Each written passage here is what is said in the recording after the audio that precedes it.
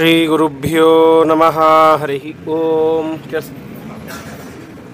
ವ್ಯಾಖ್ಯಾ ಮುದ್ರಾಂ ಕರಸರಸಿಜೈ ಪುಸ್ತಕಂ ಶಂಖಚಕ್ರೇ ಬಿಭ್ರದ್ಭಿನ್ನಸ್ಫಟಿಕರುಚಿರೆ ಪುಂಡರೀಕೆ ನಿಷಣ್ಣಃ ಅಮ್ಲಾನಶ್ರೀರಮೃತವಿಶದೈರಂಶುಭಿಪ್ಲಾವಯನ್ಮಾಂ ಆವಿರ್ಭೂಯಾದನಗಮಹಿಮಾ ಮಾನಸೇ ವಾಗಧೀಶಃ ಸ್ವಾಂತಸ್ಥಾನಂತಶಯ್ಯಾಯ ಪೂರ್ಣಜ್ಞಾನರಸಾರ್ಣಸೇ ಉತ್ತುಂಗವಾಕ್ತರಂಗಾಯ ಮಧ್ವದುಗ್ಧಾಬ್ಧಯೇ ನಮಃ.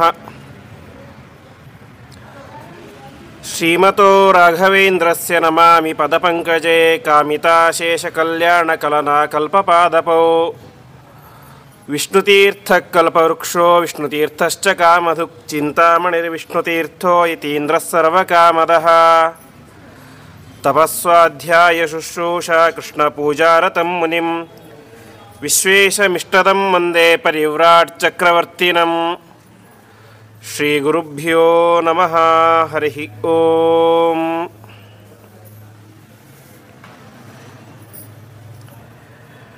ಇವತ್ತು ವಿಶೇಷವಾಗಿ ಮಾಘ ಮಾಸದ ಶುಕ್ಲ ಪಕ್ಷದ ನವಮಿ. ಮಾಘ ಮಾಸ ಅಂತಂದರೆ ಅನೇಕ ರೀತಿಯಾದಂತಹ ಪರ್ವದಿನಗಳು ಬರುವಂತಹ ಕಾಲ. ಮೊನ್ನೆ ರಥಸಪ್ತಮಿ ಆಯಿತು. ಅದಾದ ಮೇಲೆ ನಿನ್ನೆ ಭೀಷ್ಮಾಷ್ಟಮಿ ಆಯಿತು. ದೊಡ್ಡ ಜ್ಞಾನಿಗಳಾದಂತಹ ಭೀಷ್ಮಾಚಾರ್ಯರು ತಮ್ಮ ಜೀವನದ 500 ವರ್ಷಗಳನ್ನು ಕೇವಲ ಅಧ್ಯಯನಕ್ಕೋಸ್ಕರ ಮೀಸಲಿಟ್ಟಂತಹ ದೊಡ್ಡ ಜ್ಞಾನಿಗಳು ದೇಹತ್ಯಾಗ ಮಾಡಿದಂತಹ ದಿನ. ದೇಹತ್ಯಾಗ ಅಂತ ಮಾಡಿದ ತಕ್ಷಣ ಸುಮ್ಮನೆ ಯಾರೋ ಬಾಣ ಬಿಟ್ಟರು, ದೇಹ ಬಿಟ್ಬಿಟ್ರು ಅಂತ ಅರ್ಥ ಅಲ್ಲ. ಅವರ ದೇಹ ಕೆಳಗಡೆ ಬಿದ್ದದ್ದು ದಕ್ಷಿಣಾಯನದಲ್ಲಿ. ಆದರೆ ಭೀಷ್ಮಾಚಾರ್ಯ ಹೇಳ್ತಾರೆ, ನಾನು ಇವತ್ತೇ ಪ್ರಾಣ ಬಿಡೋದಿಲ್ಲ ಅಂತ. ಯಾಕೆಂತಂದರೆ ದಕ್ಷಿಣಾಯನಕ್ಕಿಂತ ಉತ್ತರಾಯಣ ಅತ್ಯಂತ ಶ್ರೇಷ್ಠವಾದಂತಹ ಕಾಲ. ಹಾಗಾಗಿ ನಾನು ಉತ್ತರಾಯಣ ಬರುವ ತನಕ ಇಲ್ಲೇ ಇರ್ತೀನಿ, ಹೀಗೆ ಇರ್ತೀನಿ ಅಂತ ತಮ್ಮ ದೇಹ ಯಾವ ಅವಸ್ಥೆಯಲ್ಲಿ ಇತ್ತು ಅಂತಂದರೆ ಮೈ ತುಂಬ ಬಾಣಗಳು ಚುಚ್ಚಿಕೊಂಡಿದ್ದಾವೆ. ಇವತ್ತು ನಾವೆಲ್ಲ ಒಂದು ಚಿತ್ರ ನೋಡ್ತೇವೆ. ಅದೆಲ್ಲ ಹೇಗಿರುತ್ತೆ ಅಂತಂದರೆ, ಕೈಯಲ್ಲಿ ಹಿಡ್ಕೊಂಬಿಡ್ಲ,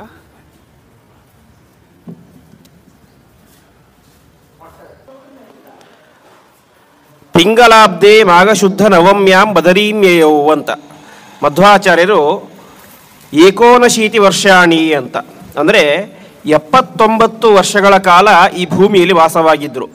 ಭೂಮಿಯಲ್ಲಿ ವಾಸವಾಗಿ ಮಾನುಷ ದೃಷ್ಟಿಗಹ ಅಂತ ಪ್ರತಿಯೊಬ್ಬ ಮನುಷ್ಯರ ಕಣ್ಣಿಗೆ ಕಾಣಿಸ್ತಾ ಇದ್ದರು.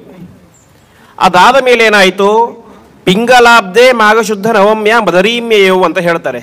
ಪಿಂಗಲಾಬ್ಧ ಅಂತಂದರೆ ಪಿಂಗಲ ಎನ್ನುವಂಥ ಸಂವತ್ಸರದಲ್ಲಿ ವಿಶೇಷವಾಗಿ ಮಾಘಶುದ್ಧ ನವಮ್ಯ, ಮಾಘಶುದ್ಧ ನವಮಿಯ ದಿವಸ ಆಚಾರ್ಯರು ಏನು ಮಾಡಿದರು, ಬದರೀಮ್ಯಯೌ ಅಂತ ಬದರಿಕಾಶ್ರಮಕ್ಕೆ ಹೋದರು ಇಲ್ಲಿಂದ ಅಂತ. ಅದಕ್ಕೆ ವಾದಿರಾಜರು ಹೇಳ್ತಾರೆ, ಅದೃಶ್ಯೋ ರೂಪ್ಯಪೀಠೇಸ್ತಿ ದೃಶ್ಯೋಸ್ತಿ ಬದರೀತಟೆ ಅಂತ. ಮಧ್ವಾಚಾರ್ಯರು ಬದರಿಕಾಶ್ರಮಕ್ಕೆ ಪ್ರವೇಶ ಮಾಡಿದರು ಅಂದ ತಕ್ಷಣ ಅವರ ಸನ್ನಿಧಾನ ಭೂಮಿಯಲ್ಲಿ ಇಲ್ಲವೇನೋ ಅಂತ ನಮಗೆ ಸಂದೇಹ ಬರುತ್ತೆ. ಯಾಕೆಂದರೆ ಮಧ್ವಾಚಾರ್ಯರೊಬ್ಬ ಸನ್ಯಾಸಿಗಳು. ಸಾಮಾನ್ಯವಾಗಿ ಇವತ್ತು ನಾವು ಕಾಣುವುದೇನು ಸನ್ಯಾಸಿಗಳು ಅಂದರೆ ಅವರ ವೃಂದಾವನವನ್ನು ಕಾಣ್ತೇವೆ. ಅವರ ಮೂಲ ವೃಂದಾವನ ತಿರ್ತೆ, ಮೃತ್ತಿಕಾ ವೃಂದಾವನ ತಿರ್ತೆ, ಹೀಗೆ ಸನ್ಯಾಸಿಗಳನ್ನು ಇವತ್ತು ನಾವು ಕಾಣುವುದು ಒಂದು ವೃಂದಾವನದ ಪ್ರತೀಕದಲ್ಲಿ. ಮಧ್ವಾಚಾರ್ಯರು ವೃಂದಾವನವೇ ಮಾಡ್ಕೊಳ್ಳಿಲ್ಲ, ಹಾಗೆ ಹೋಗಿಬಿಟ್ರು. ಹಾಗಾಗಿ ಅವರ ಸನ್ನಿಧಾನ ಭೂಮಿಯಲ್ಲಿ ಇದೇನೇ ಇಲ್ಲೋ ಒಂದು ಸಂದೇಹ ಬರುತ್ತೆ. ಅದಕ್ಕೆ ವಾದಿರಾಜರು ಹೇಳ್ತಾರೆ, ಅದೃಶ್ಯೋ ರೂಪ್ಯಪೀಠೇಸ್ತಿ ದೃಶ್ಯೋಸ್ತಿ ಬದರೀತಟೆ ಅಂತ. ಮಧ್ವಾಚಾರ್ಯರ ಅವರು ಕಣ್ಣಿಗೆ ಕಾಣಿಸ್ತಾ ಎಲ್ಲಿದ್ದಾರೆ, ಬದರಿಯಲ್ಲಿ ಇದ್ದಾರೆ, ದೊಡ್ಡ ಬದರಿ ಕ್ಷೇತ್ರದಲ್ಲಿ. ಉಡುಪಿಯಲ್ಲಿ ಇದ್ದಾರೆ ಅಂತೆ. ಅದೃಶ್ಯ ಕಣ್ಣಿಗೆ ಕಾಣದವರಂತೆ ತಮ್ಮ ವಿಶೇಷವಾದಂಥ ಸನ್ನಿಧಾನವನ್ನು ಉಡುಪಿಯಲ್ಲಿ ಇಟ್ಟು ತಾವು ಅಲ್ಲಿದ್ದಾರೆ. ವಿಶೇಷವಾಗಿ ಪರ್ಯಾಯ ಶ್ರೀಗಳಲ್ಲಿ ಸನ್ನಿಹಿತರಾಗಿ ಕೃಷ್ಣನ ಪೂಜೆಯನ್ನು ತಾವೇ ನಡೆಸ್ತಾರೆ ಎಂಬುದಾಗಿ ವಾದಿರಾಜರು ಹೇಳ್ತಾರೆ. ಹಾಗೆ ಆಚಾರ್ಯರು ಬದರಿಕಾಶ್ರಮಕ್ಕೆ ಪ್ರವೇಶ ಮಾಡಿದಂತಹ ದಿನ ಅದು ಈ ದಿವಸ. ಹಾಗಾಗಿ ಒಂದು ರೀತಿಯಲ್ಲಿ ನಾವು ನೋಡೋದಾದರೆ ಆಚಾರ್ಯರನ್ನು ನಾವು ಕಳೆದುಕೊಂಡಂತಹ ದಿನ. ಇವತ್ತು ನಾವು ಆರಾಧನೆ ಅದು ಇದೊಂದು ಭಾರಿ ವೈಭವದಿಂದ ಮಾಡ್ತೇವೆ. ಒಂದು ಹಂತಲ್ಲಿ ನೋಡಿದರೆ ನಾವು ಅವ್ರನ್ನ ಕಳ್ಕೊಂಡಂತಹ ದಿನ. ಅದು ರಾಯರ ಆರಾಧನೆ ಆಗಲಿ, ಜಯತೀರ್ಥರ ಆರಾಧನೆ ಯಾರೇ ಆಗಲಿ, ಅವರನ್ನು ಕಳೆದುಕೊಂಡಂತಹ ದಿನ. ಹಾಗಾಗಿ ಕಳೆದುಕೊಂಡು ಬಿಟ್ಟು ಅಂತ ನಾವು ದುಃಖ ಪಡುವಂಥ ಅನಿವಾರ್ಯತೆ ಇಲ್ಲ. ಸಾಮಾನ್ಯವಾಗಿ ಬೇರೆ ವ್ಯಕ್ತಿಗಳು ನಾವು ಅವರು ದೇಹತ್ಯಾಗ ಮಾಡಿದರೆ ದುಃಖ ಪಡಬೇಕು. ಯಾಕೆ ಮುಂದೆ ಅವರು ಇರೋದಿಲ್ಲ, ಅವರ ನೆನಪು ಅಂತ ನಮಗೆ ಇರೋದಿಲ್ಲ. ಆದರೆ ಜ್ಞಾನಿಗಳು ದೇಹತ್ಯಾಗ ಮಾಡಿದರೆ ಅವರು ನಮ್ಮ ಜೊತೆಗೆ ಮುಂದೆ ನಿರಂತರವಾಗಿ ಇರ್ತಾರೆ. ಹೇಗೆ ಅಂದರೆ, ಒಂದು ಅವರ ಗ್ರಂಥಗಳ ಮೂಲಕ, ಇನ್ನೊಂದು ಅವರ ವಿಶಿಷ್ಟವಾದ ಸಂದೇಶಗಳ ಮೂಲಕ, ಅವರ ಶಿಷ್ಯರ ಮೂಲಕ ನಿರಂತರ ನಮ್ಮ ಜೊತೆಗೆ ಇದ್ದೇ ಇರ್ತಾರೆ. ಹಾಗಾಗಿ ಮಧ್ವಾಚಾರ್ಯರು ನಮ್ಮನ್ನು ಬಿಟ್ಟು ಹೋಗಿಬಿಟ್ರು ನಾವೇನು ದುಃಖ ಪಡುವಂಥ ಅನಿವಾರ್ಯತೆ ಇಲ್ಲ. ಯಾಕೆಂದರೆ ಅವರ ಸರ್ವಮೂಲ ಗ್ರಂಥಗಳ ರೂಪದಲ್ಲಿ ನಮ್ಮ ಜೊತೆಗೆ ಯಾವಾಗಲೂ ಇರ್ತಾರೆ. ಅಂತಹ ಆಚಾರ್ಯರ ಅವರು ಬದರಿಕಾಶ್ರಮಕ್ಕೆ ಪ್ರವೇಶ ಮಾಡಿದಂತಹ ದಿವ್ಯವಾದಂತಹ ದಿನ ಅದು ಈ ಒಂದು ಮಧ್ವನವಮಿ ಸಂದರ್ಭ. ಅಂತಹ ಸಂದರ್ಭದಲ್ಲಿ ಅವರಿಗೆ ಅತ್ಯಂತ ಪ್ರೀತಿಕರವಾದದ್ದು ಅಂತಂದರೆ ಅವರ ಚಿಂತನೆಯನ್ನು ಮಾಡೋದು, ಅವರ ಶಾಸ್ತ್ರಗಳ ಚಿಂತನೆಯನ್ನು ಮಾಡೋದು ಅವರಿಗೆ ಅತ್ಯಂತ ಪ್ರೀತಿಕರವಾದಂತಹ ದಿನ.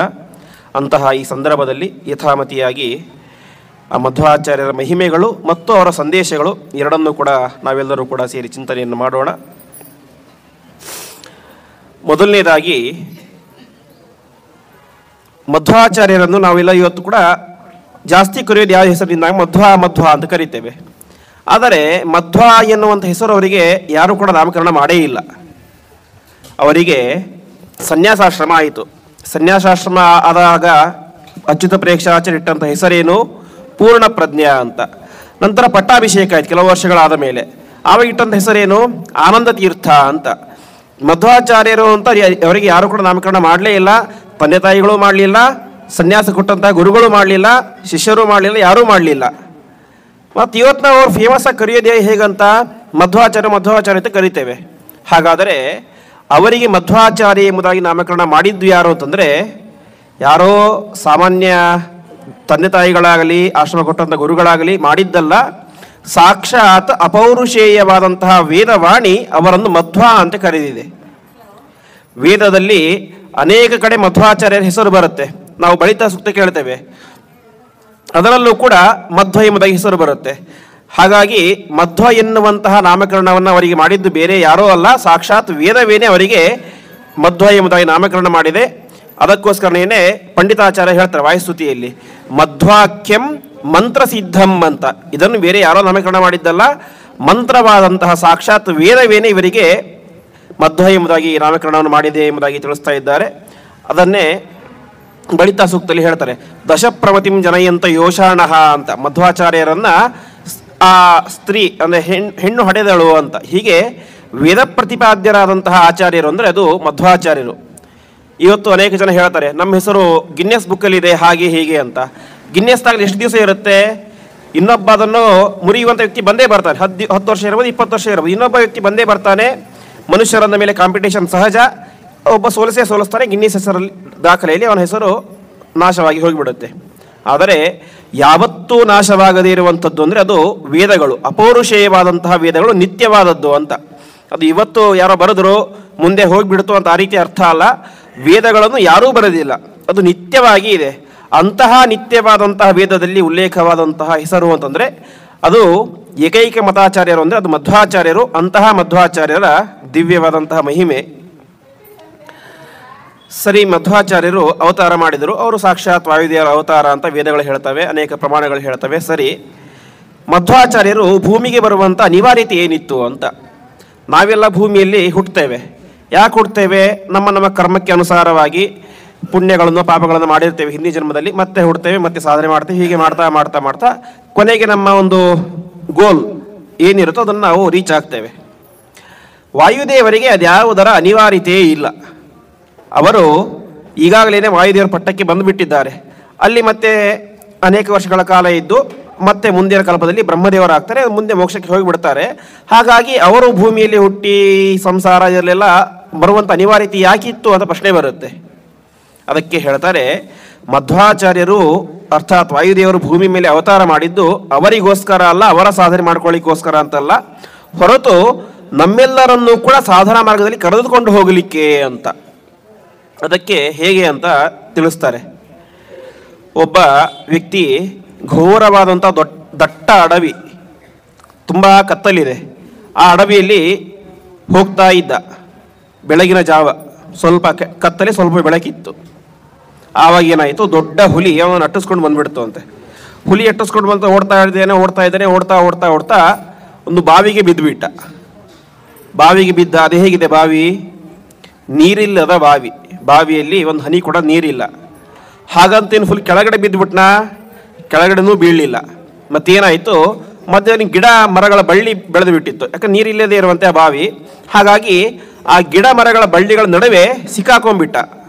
ಅದು ಹೇಗೆ? ತಲೆ ಕೆಳಗಾಗಿ ಸಿಕ್ಕಾಕೊಂಡ್ಬಿಟ್ಟಿದ್ದಾನೆ. ಕೆಳಗಡೆ ನೋಡಿದರೆ ಏನಿದೆ? ಒಂದು ದೊಡ್ಡ ಘಟಸರ್ಪ ಇದೆ. ಹೀಗೆ ಮೊದಲೇ ಕತ್ತಲು. ಮೇಲ್ಗಡೆ ನೋಡಿದರೆ ಹುಲಿ ಕಾಯ್ತಾ ಇದ್ದೀವಿ ಯಾವಾಗ ಮೇಲೆ ಹತ್ತಿ ಬರ್ತಾನೆ ಅಂತ. ಕೆಳಗಡೆ ಹೋಗೋಣ ಅಂತಂದರೆ ಹಾವಿದೆ. ಅಲ್ಲೇ ಇರೋಣ ಅಂತಂದರೆ ಗಿಡ ಅದು ಎಲ್ಲ ಜಾರ್ಲಿಕ್ಕೆ ಶುರುವಾಯಿತು ಇವನ ಭಾರದಿಂದಾಗಿ. ಅಷ್ಟಲ್ಲದೇನೆ ಜೊತೆಗೆ ಏನಾಯಿತು, ಮೇಲ್ಗಡೆ ಒಂದು ಜೇನೊಂದೊಣ ಗೂಡು ಕಟ್ಟಿತ್ತು. ಹುಲಿಯ ಘರ್ಜನೆಯನ್ನು ಕೇಳಿ ಏನಾಗ್ಬಿಡ್ತು, ಜೇನೊಣಗಳೆಲ್ಲ ಹಾರಿ ಕಚ್ಚಲಿಕ್ಕೆ ಅದು ಬಂದ್ಬಿಟ್ಟು. ಇಷ್ಟೆಲ್ಲ ಕಷ್ಟ ಇದೆ. ಹುಲಿ ಇದೆ, ಈ ಕಡೆ ಹಾವಿದೆ, ಈ ಕಡೆ ಜೇನುಗಳು ಕಸ್ತಾ ಇದ್ದಾವೆ. ತಾನು ನೋಡಿದರೆ ತಲೆ ಕೆಳಗಾಗಿ ಬಿದ್ದಿದ್ದಾನೆ. ಇಷ್ಟರ ಮಧ್ಯೆ ಏನಾಯಿತು, ಜೇನುನೊಣಗಳು ಯಾವಾಗ ಹಾರಿಬಿಟ್ಟು ಆವಾಗ ಒಂದೊಂದೇ ಜೇನಿನ ಹನಿ ಅವನು ಬಾಯಿ ಬೀಳಲಿಕ್ಕೆ ಶುರುವಾಯಿತು. ಅವನಿಗೆ ಭಾರಿ ಆನಂದ, ಆಹಾ ಜೇನುತುಪ್ಪ ಎಷ್ಟು ಚೆನ್ನಾಗಿದೆ ಅಂತ. ಇಷ್ಟೆಲ್ಲ ಕಷ್ಟಗಳಿದ್ದಾವೆ, ಅದರ ಮಧ್ಯದಲ್ಲಿ ಸಿಗುವಂತಹ ಒಂದೇ ಒಂದು ಹನಿ ಜೇನುತುಪ್ಪಕ್ಕೆ ಅವನೇನು ಮಾಡ್ತಾಯಿದ್ದ, ಇದೇ ಭಾರಿ ಕಷ್ಟ, ಇದೇನು ಭಾರಿ ಸುಖ ಅಂತ ಜೇನುತುಪ್ಪದ ಹನಿಗೆ ಸುಖಪಟ್ಟು ಅದನ್ನು ಅನುಭವಿಸ್ತಾ ಇದ್ದಾನೆ. ನಮ್ಮ ಜೀವನದ ಪರಿಸ್ಥಿತಿಯು ಕೂಡ ಇದೇ ರೀತಿಯಾಗಿದೆ ಎಂಬುದಾಗಿ ತಿಳಿಸ್ತಾರೆ. ಹುಲಿ ಅಂದರೆ ಯಾವುದು ಅಂತಂದರೆ ನಮ್ಮ ಜೊತೆಗೆ ಬರ್ತಾ ಇರುವಂತಹ ಮೃತ್ಯು ಅಂತ. ಇವತ್ತು ನಮ್ಮ ಜೀವನದಲ್ಲಿ ಒಂದು ದಿವಸ ಆಯಿತು ಅಂತಂದರೆ ಏನರ್ಥ? ನಾವು ಮೃತ್ಯುವಿಗೆ ಒಂದು ದಿವಸ ಹತ್ರ ಆದೀವಿ ಅಂತ ಅರ್ಥ. ಹುಲಿ ಹೇಗೆ ನಮ್ಮನ್ನು ಬೆನ್ನಿಟ್ಕೊಂಡು ಬರ್ತಾ ಇರುತ್ತೋ ಹಾಗೆ ಮೃತ್ಯು ಕೂಡ ನಮ್ಮ ಹಿಂದೆ ಬರ್ತಾನೆ ಇರುತ್ತೆ, ನಮ್ಗೆ ಗೊತ್ತಾಗೋದಿಲ್ಲ ಅಷ್ಟೇ. ಅದು ಒಂದು ವರ್ಷ ಆಯಿತು, ಒಂದು ಭಾರಿ ಕೇಕ್ ಕಟ್ ಮಾಡಿ ಏನೇನೋ ಬರ್ತಡೇ ಮಾಡ್ತೀವಿ, ಎಲ್ಲರನ್ನು ಕೊಡೋದು ಪಾರ್ಟಿ ಕೊಡಿಸ್ತೇವೆ. ಅರ್ಥ ಏನಾದ್ರದ್ದು? ನಮ್ಮ ಜೀವನದಲ್ಲಿ ಒಂದು ವರ್ಷ ಕಡಿಮೆ ಆಯಿತು ಅಂತ ಅರ್ಥ, ಮೃತ್ಯುವಿನ ಇನ್ನಷ್ಟು ಹತ್ರ ಆದ್ವಿ ಅಂತ ಅರ್ಥ. ಹೀಗೆ ಹುಲಿಯಂತೆ ಮೃತ್ಯು ಇದೆ. ಅದಾದ ಮೇಲೆ ಕೆಳಗಡೆ ಹಾವಿದೆ. ಹಾವು ಹೇಗಿದೆ, ಮುಪ್ಪಿದ್ದಂತೆ ಅಂತ. ಮೃತ್ಯು ಯಾವಾಗ ಬೇಕಾದರೂ ಬರ್ಬೋದು, ಅದು 100 ಆಗ್ಬೋದು, 120 ವರ್ಷ ಆಗ್ಬೋದು. ಮುಪ್ಪು 60-70ಕ್ಕೆ ಬಂದುಬಿಡುತ್ತೆ. ಹಾಗಾಗಿ ಕೆಳಗಡೆ ಹಾವಿನಂತೆ ಮುಪ್ಪಿದೆ. ಅದೇ ರೀತಿಯಾಗಿ ಗಿಡ ಮರಗಳು ಅವೇನಾಗ್ತಾ ಇದ್ದಾವೆ, ಕೆಳಗಡೆ ಸಡಿಲ ಆಗ್ತಾ ಇದ್ದಾವೆ ಇವನ ವೇಟಿಗೆ. ಹಾಗೆ ನಮ್ಮ ಆಯಸ್ಸು ಕೂಡ ಪ್ರತಿನಿತ್ಯ ಕ್ಷೀಣ ಕಡಿಮೆ ಆಗ್ತಾ ಇರುತ್ತೆ. ಅದಾದ ಮೇಲೆ ಜೇನುನೊಣಗಳಿದ್ದಾವೆ. ಜೇನುನೊಣಗಳು ಹೇಗೆ ಅಂತಂದರೆ ನಮಗೆ ತಾಪತ್ರಯಗಳು ಅಂತ. ಅನೇಕ ಸಂಸಾರದಲ್ಲಿ ಅನೇಕ ರೀತಿ ತಾಪತ್ರಯಗಳು ಇರ್ತವೆ, ಜೇನುನೊಣಗಳು ಕಸ್ತಾ ಇರ್ತವೆ. ಇದರ ಮಧ್ಯದಲ್ಲಿ ಏನೋ ಒಂದು ಸ್ವಲ್ಪ ಸುಖ ಆಗುತ್ತೆ. ಏನೋ ಮನೆ ಕಟ್ಬಿಡ್ತೇವೆ, ಇನ್ನೊಂದೆಲ್ಲ ಯಾರೋ ಕಾಣ್ತಾರೆ, ಯಾವ ಸನ್ಮಾನ ಮಾಡ್ತಾರೆ, ಏನೋ ಒಂದು ಆಗಿಬಿಡುತ್ತೆ. ಅದು ಹೇಗೆ ಜೇನುತುಪ್ಪ ಇದ್ದಂತೆ ಅಂತ. ಇಷ್ಟೆಲ್ಲ ಕಷ್ಟಗಳ ನಡುವೆ ಏನೋ ಸ್ವಲ್ಪ ಸುಖ ಆದರೆ ಅದನ್ನೇ ಸುಖ ಅಂತ ಭಾವಿಸಿ ನಾವೇ ಮಾಡಿಬಿಡ್ತೇವೆ, ಮೈ ಮರೆತು ಬಿಡ್ತೇವೆ. ಹಾಗಾದರೆ ಏನಾಗುತ್ತೆ, ಹಾವು ಹುಲಿಯು ಕಚ್ಚಿ ಆ ವ್ಯಕ್ತಿ ಸಾಯುವಂತೆ, ಅವನ ಜೀವನ ನಾಶವಾಗುವಂತೆ ನಮ್ಮ ಜೀವನ ಕೂಡ ನಾಶವಾಗಿ ಬಿಡುತ್ತೆ. ಹಾಗಾಗಿ ನಿಜವಾದಂತಹ ಆನಂದ ಯಾವುದು ಅಂತ, ಜೇನುತುಪ್ಪದಿಂದ ಸಿಗುವಂತಹ ಆನಂದ ಕ್ಷಣಿಕವಾದಂತಹ ಆನಂದ. ನಮ್ಮ ಜೀವನವೂ ಅಷ್ಟೇ, ಇದರಲ್ಲಿ ಸಿಗುವಂತಹ ನಾವು ಅನುಭವಿಸುವಂಥ ಆನಂದಗಳು ತುಂಬ ಕ್ಷಣಿಕವಾದದ್ದು. ನಿಜವಾದಂಥ ಆನಂದ ಯಾವುದು ಅಂದರೆ ಅದು ಮೋಕ್ಷದಲ್ಲಿರುವಂತಹ ಆನಂದ ಅಂತ. ಮೋಕ್ಷದಲ್ಲಿರುವಂಥ ಆನಂದ ಅಂದ ತಕ್ಷಣ ಅದು ಯಾವುದೋ ಹೊರಗಿನ ಆನಂದ, ಅರ್ಥಾತ್ ಎಕ್ಸ್ಟರ್ನಲ್ ಆಗಿರುವಂಥ ಆನಂದ ಅಲ್ಲ. ಅದು ನಮ್ಮೊಳಗಡೆನೇ ಇರುವಂಥ ಆನಂದ, ಸ್ವರೂಪ ಇಂಟರ್ನಲ್ ಆಗಿರುವಂಥ ಆನಂದ ನಮ್ಮೊಳಗಡೆನೇ ಇದೆ. ಆದರೆ ಏನಾಗ್ತಾ ಇಲ್ಲ, ನಾವು ಅದನ್ನು ಅನುಭವಿಸ್ಲಿಕ್ಕೆ ಆಗ್ತಾ ಇಲ್ಲ. ಯಾಕೆ ಆಗ್ತಾ ಇಲ್ಲ ಅಂದರೆ ಅದಕ್ಕೆ ಪ್ರಬಲವಾದಂಥ ನಮ್ಮ ಅಜ್ಞಾನ ಎಂಬುದು ಅಡ್ಡಿಯಾಗಿದೆ. ಹೇಗೆ ಅಂದರೆ ಬೂದಿ ಮುಚ್ಚಿದ ಕೆಂಡದಂತೆ ಅಂತ. ಒಂದು ಕೆಂಡ ಇರುತ್ತೆ, ಒಳ್ಳೆ ಚೆನ್ನಾಗಿ ಕಾಯ್ದಿರುತ್ತೆ, ಅದ್ರ ಮೇಲೆ ತುಂಬ ಬೂದಿ ಕೂತ್ಕೊಂಡ್ಬಿಟ್ಟು ಏನಾಗುತ್ತೆ, ನಮಗೆ ಬೆಂಕಿ ಕಾಣಿಸೋದಿಲ್ಲ, ಕೈ ಇಟ್ಬಿಟ್ರೆ ಸುಟ್ಟು ಬಿಡುತ್ತೆ. ಹಾಗೆ ನಮ್ಮೊಳಗಡೆನೂ ಕೂಡ ಏನಿದೆ, ಅಪಾರವಾದಂಥ ಆನಂದ ಇದೆ. ಆದರೆ ಅದನ್ನು ಅನುಭವಿಸಲಿಕ್ಕೆ ಆಗ್ತಾ ಇಲ್ಲ. ಯಾಕೆಂದರೆ ಅದರ ಮೇಲೆ ಕೆಂಡದ ಮೇಲೆ ಬೂದಿ ಮುಚ್ಚಿದಂತೆ ಏನಾಗಿದೆ, ಅಜ್ಞಾನ ಮುಚ್ಚಿ ಹೋಗಿಬಿಟ್ಟಿದೆ. ಬೂದಿ ಹಾರಬೇಕಂದ್ರೆ ಏನು ಮಾಡಬೇಕು, ಸ್ವಲ್ಪ ಊದಿದರೆ, ಗಾಳಿ ಬೀಸಿದರೆ ಬೂದಿ ಹಾರಿ ಹೋಗಿಬಿಡುತ್ತೆ. ಹಾಗೆ ನಮ್ಮೊಳಗಡೆ ಇರುವಂತಹ ಅಜ್ಞಾನ ನಾಶ ಆಗಬೇಕು ಅಂದರೆ ಗಾಳಿಯನ್ನು ಊದಿದಂತೆ ಆ ಗಾಳಿಗೆ ಅಭಿಮಾನಿಯಾದಂತಹ ಸಾಕ್ಷಾತ್ ವಾಯುದೇವರ ಶಾಸ್ತ್ರಗಳ ಅಧ್ಯಯನ ಆಗಬೇಕು, ಅನುಗ್ರಹ ಆಗಬೇಕು. ಆ ರೀತಿಯಾಗಿ ಆದಾಗ ಮಾತ್ರ ಗಾಳಿಯಿಂದ ಬೂದಿ ಹಾರಿದಂತೆ ವಾಯುದೇವರ ಅನುಗ್ರಹದಿಂದಾಗಿ ನಮ್ಮ ಅಜ್ಞಾನ ನಾಶ ಆಗುತ್ತೆ. ಆವಾಗ ಕೆಂಡ ನಿಗಿ ನಿಗಿ ಅಂತ ಹೊಳೆಯುತ್ತೆ. ಆವಾಗ ನಮ್ಮ ಸ್ವರೂಪ ಆನಂದವು ಕೂಡ ಚೆನ್ನಾಗಿ ಅನುಭವಿಸಲಿಕ್ಕೆ ಸಾಧ್ಯ. ಇಷ್ಟೆಲ್ಲ ಆಗಬೇಕಂದ್ರೆ ಏನು ಬೇಕು, ನಮ್ಮ ಕೈಯಲ್ಲಿ ಸಾಧ್ಯನಾ? ಇದು ನಮ್ಮ ಕೈಲಿ ಸರ್ವಥಾ ಸಾಧ್ಯ ಇಲ್ಲ. ಇಷ್ಟೆಲ್ಲ ಆಗಬೇಕು ಅಂತಂದರೆ ವಿಶೇಷವಾಗಿ ಆ ಪರಮಾತ್ಮನ ಅನುಗ್ರಹ ಆಗಬೇಕು. ಪರಮಾತ್ಮನ ಅನುಗ್ರಹ ಅದು ಕೂಡ ನೇರವಾಗಿ ಆಗೋದಿಲ್ಲ. ಇವತ್ತು ನಾವು ಒಬ್ಬ PM ಇರ್ತಾರೆ, ಪ್ರಧಾನಮಂತ್ರಿಗಳು ಇರ್ತಾರೆ, ಅವ್ರನ್ನ ಭೇಟಿ ಆಗಬೇಕು, ನಾವೇನು ಮಾಡಬೇಕು, ಮೊದಲು ಅವರ ಸೆಕ್ರೆಟರಿಗಳನ್ನು ಭೇಟಿ ಆಗಬೇಕು, ನೇರವಾಗಿ ಭೇಟಿ ಆಗಲಿಕ್ಕೆ ಆಗೋದಿಲ್ಲ. ಹಾಗೆ ಪರಮಾತ್ಮನ ಪ್ರಧಾನವಾದಂತಹ ಸೇವಕರು ಅಂದರೆ ಅದು ವಾಯುದೇವರು. ಆ ವಾಯುದೇವರ ಅನುಗ್ರಹದ ಮೂಲಕ ನಾವು ಪಡೆಯಲಿಕ್ಕೆ, ಪರಮಾತ್ಮನ ಅನುಗ್ರಹ ಪಡೆಯಲಿಕ್ಕೆ ಸಾಧ್ಯ. ಹಾಗಾಗಿ ವಾಯುದೇವರು ಅವತಾರ ಮಾಡಿದ್ದು ಯಾಕೆ ಅಂತಂದರೆ ಕಷ್ಟದಲ್ಲಿರುವಂತಹ ಎಲ್ಲ ಸಜ್ಜನರನ್ನು ಕೂಡ ಉದ್ಧಾರ ಮಾಡಿ ಅವರಿಗೆ ಪರಮಾತ್ಮನ ಅನುಗ್ರಹ ಆಗಬೇಕು ಎನ್ನುವ ಉದ್ದೇಶದಿಂದಾಗಿ ಆಚಾರ್ಯರು ಅನುಗ್ರಹ ಮಾಡಿ ಆ ಸರ್ವಮೂಲ ಎನ್ನುವಂತಹ ಗ್ರಂಥಗಳನ್ನು ರಚನೆ ಮಾಡಿ ನಮ್ಮೆಲ್ಲರ ಉದ್ಧಾರಕ್ಕೆ ಕಾರಣವಾಗಿದ್ದಾರೆ. ಅದನ್ನೇ ಪಂಡಿತಾಚಾರ್ಯರು ಹೇಳ್ತಾರೆ, ಮಹಾನಂದ ತೀರ್ಥಸ್ಯ ಯೇ ಭಾಷ್ಯಭಾವಂ ಮನೋ ವಾಗ್ಭೀರಾವರ್ತಯಂತೆ ಸ್ವಶಕ್ತ್ಯ ಸುರಾಧ್ಯ ನರಾಂತ ಮುಕುಂದ ಪ್ರಸಾದಾತ್ ಇಮಂ ಮೋಕ್ಷಮೇತೆ ಭಜಂತೆ ಸದೇತಿ. ಮಧ್ವಾಚಾರ್ಯರ ಗ್ರಂಥಗಳನ್ನು ಅಧ್ಯಯನ ಮಾಡಿದರೆ ಆಗುವಂಥ ಫಲ ಏನು ಅಂತಂದರೆ, ಮಧ್ವಾಚಾರ್ಯ ಗ್ರಂಥಗಳು ಸರ್ವಮೂಲ ಗ್ರಂಥಗಳು ಅಂತ. ಅದು ಎಲ್ಲರಿಗೂ ಅಧ್ಯಯನ ಮಾಡಲಿಕ್ಕೆ ಆಗುತ್ತಾ? ಆಗೋದಿಲ್ಲ. ಅಥವಾ ಅಧ್ಯಯನ ಮಾಡಿದವರೆಲ್ಲರೂ ಕೂಡ ಪೂರ್ಣವಾಗಿ ಅಧ್ಯಯನ ಮಾಡ್ತಾರಾ? ಇಲ್ಲ. ಪೂರ್ಣವಾಗಿ ಅಧ್ಯಯನ ಮಾಡದೇ ಹೋದರೂ ಕೂಡ ಸ್ವಶಕ್ತ್ಯ ತಮ್ಮ ತಮ್ಮ ಶಕ್ತಿಗನುಸಾರವಾಗಿ ಎಷ್ಟೋ ಅಧ್ಯಯನ ಮಾಡಿದರೂ ಕೂಡ ಅವರಿಗೆ ಮೋಕ್ಷ ಎಂಬಂಥ ಫಲವನ್ನೇ ಪರಮಾತ್ಮ ಕೊಡ್ತಾನೆ ಎಂಬುದಾಗಿ ಹೇಳಿದ್ದಾರೆ. ಹಾಗಾದರೆ ಆಚಾರ್ಯರು ಅವತಾರ ಮಾಡಿದ್ದ್ಯಾಕೆ? ತಾವು ಉದ್ಧಾರ ಆಗಲಿಕ್ಕಲ್ಲ, ಅವರ ಉದ್ಧಾರ ಯಾವತ್ತೂ ಆಗಿಬಿಟ್ಟಿದೆ. ನಮ್ಮೆಲ್ಲರನ್ನೂ ಕೂಡ ಉದ್ಧಾರ ಮಾಡಲಿಕ್ಕೋಸ್ಕರ ಅಂತ ಆಚಾರ್ಯರು ಅವತಾರ ಮಾಡಿದ್ದು.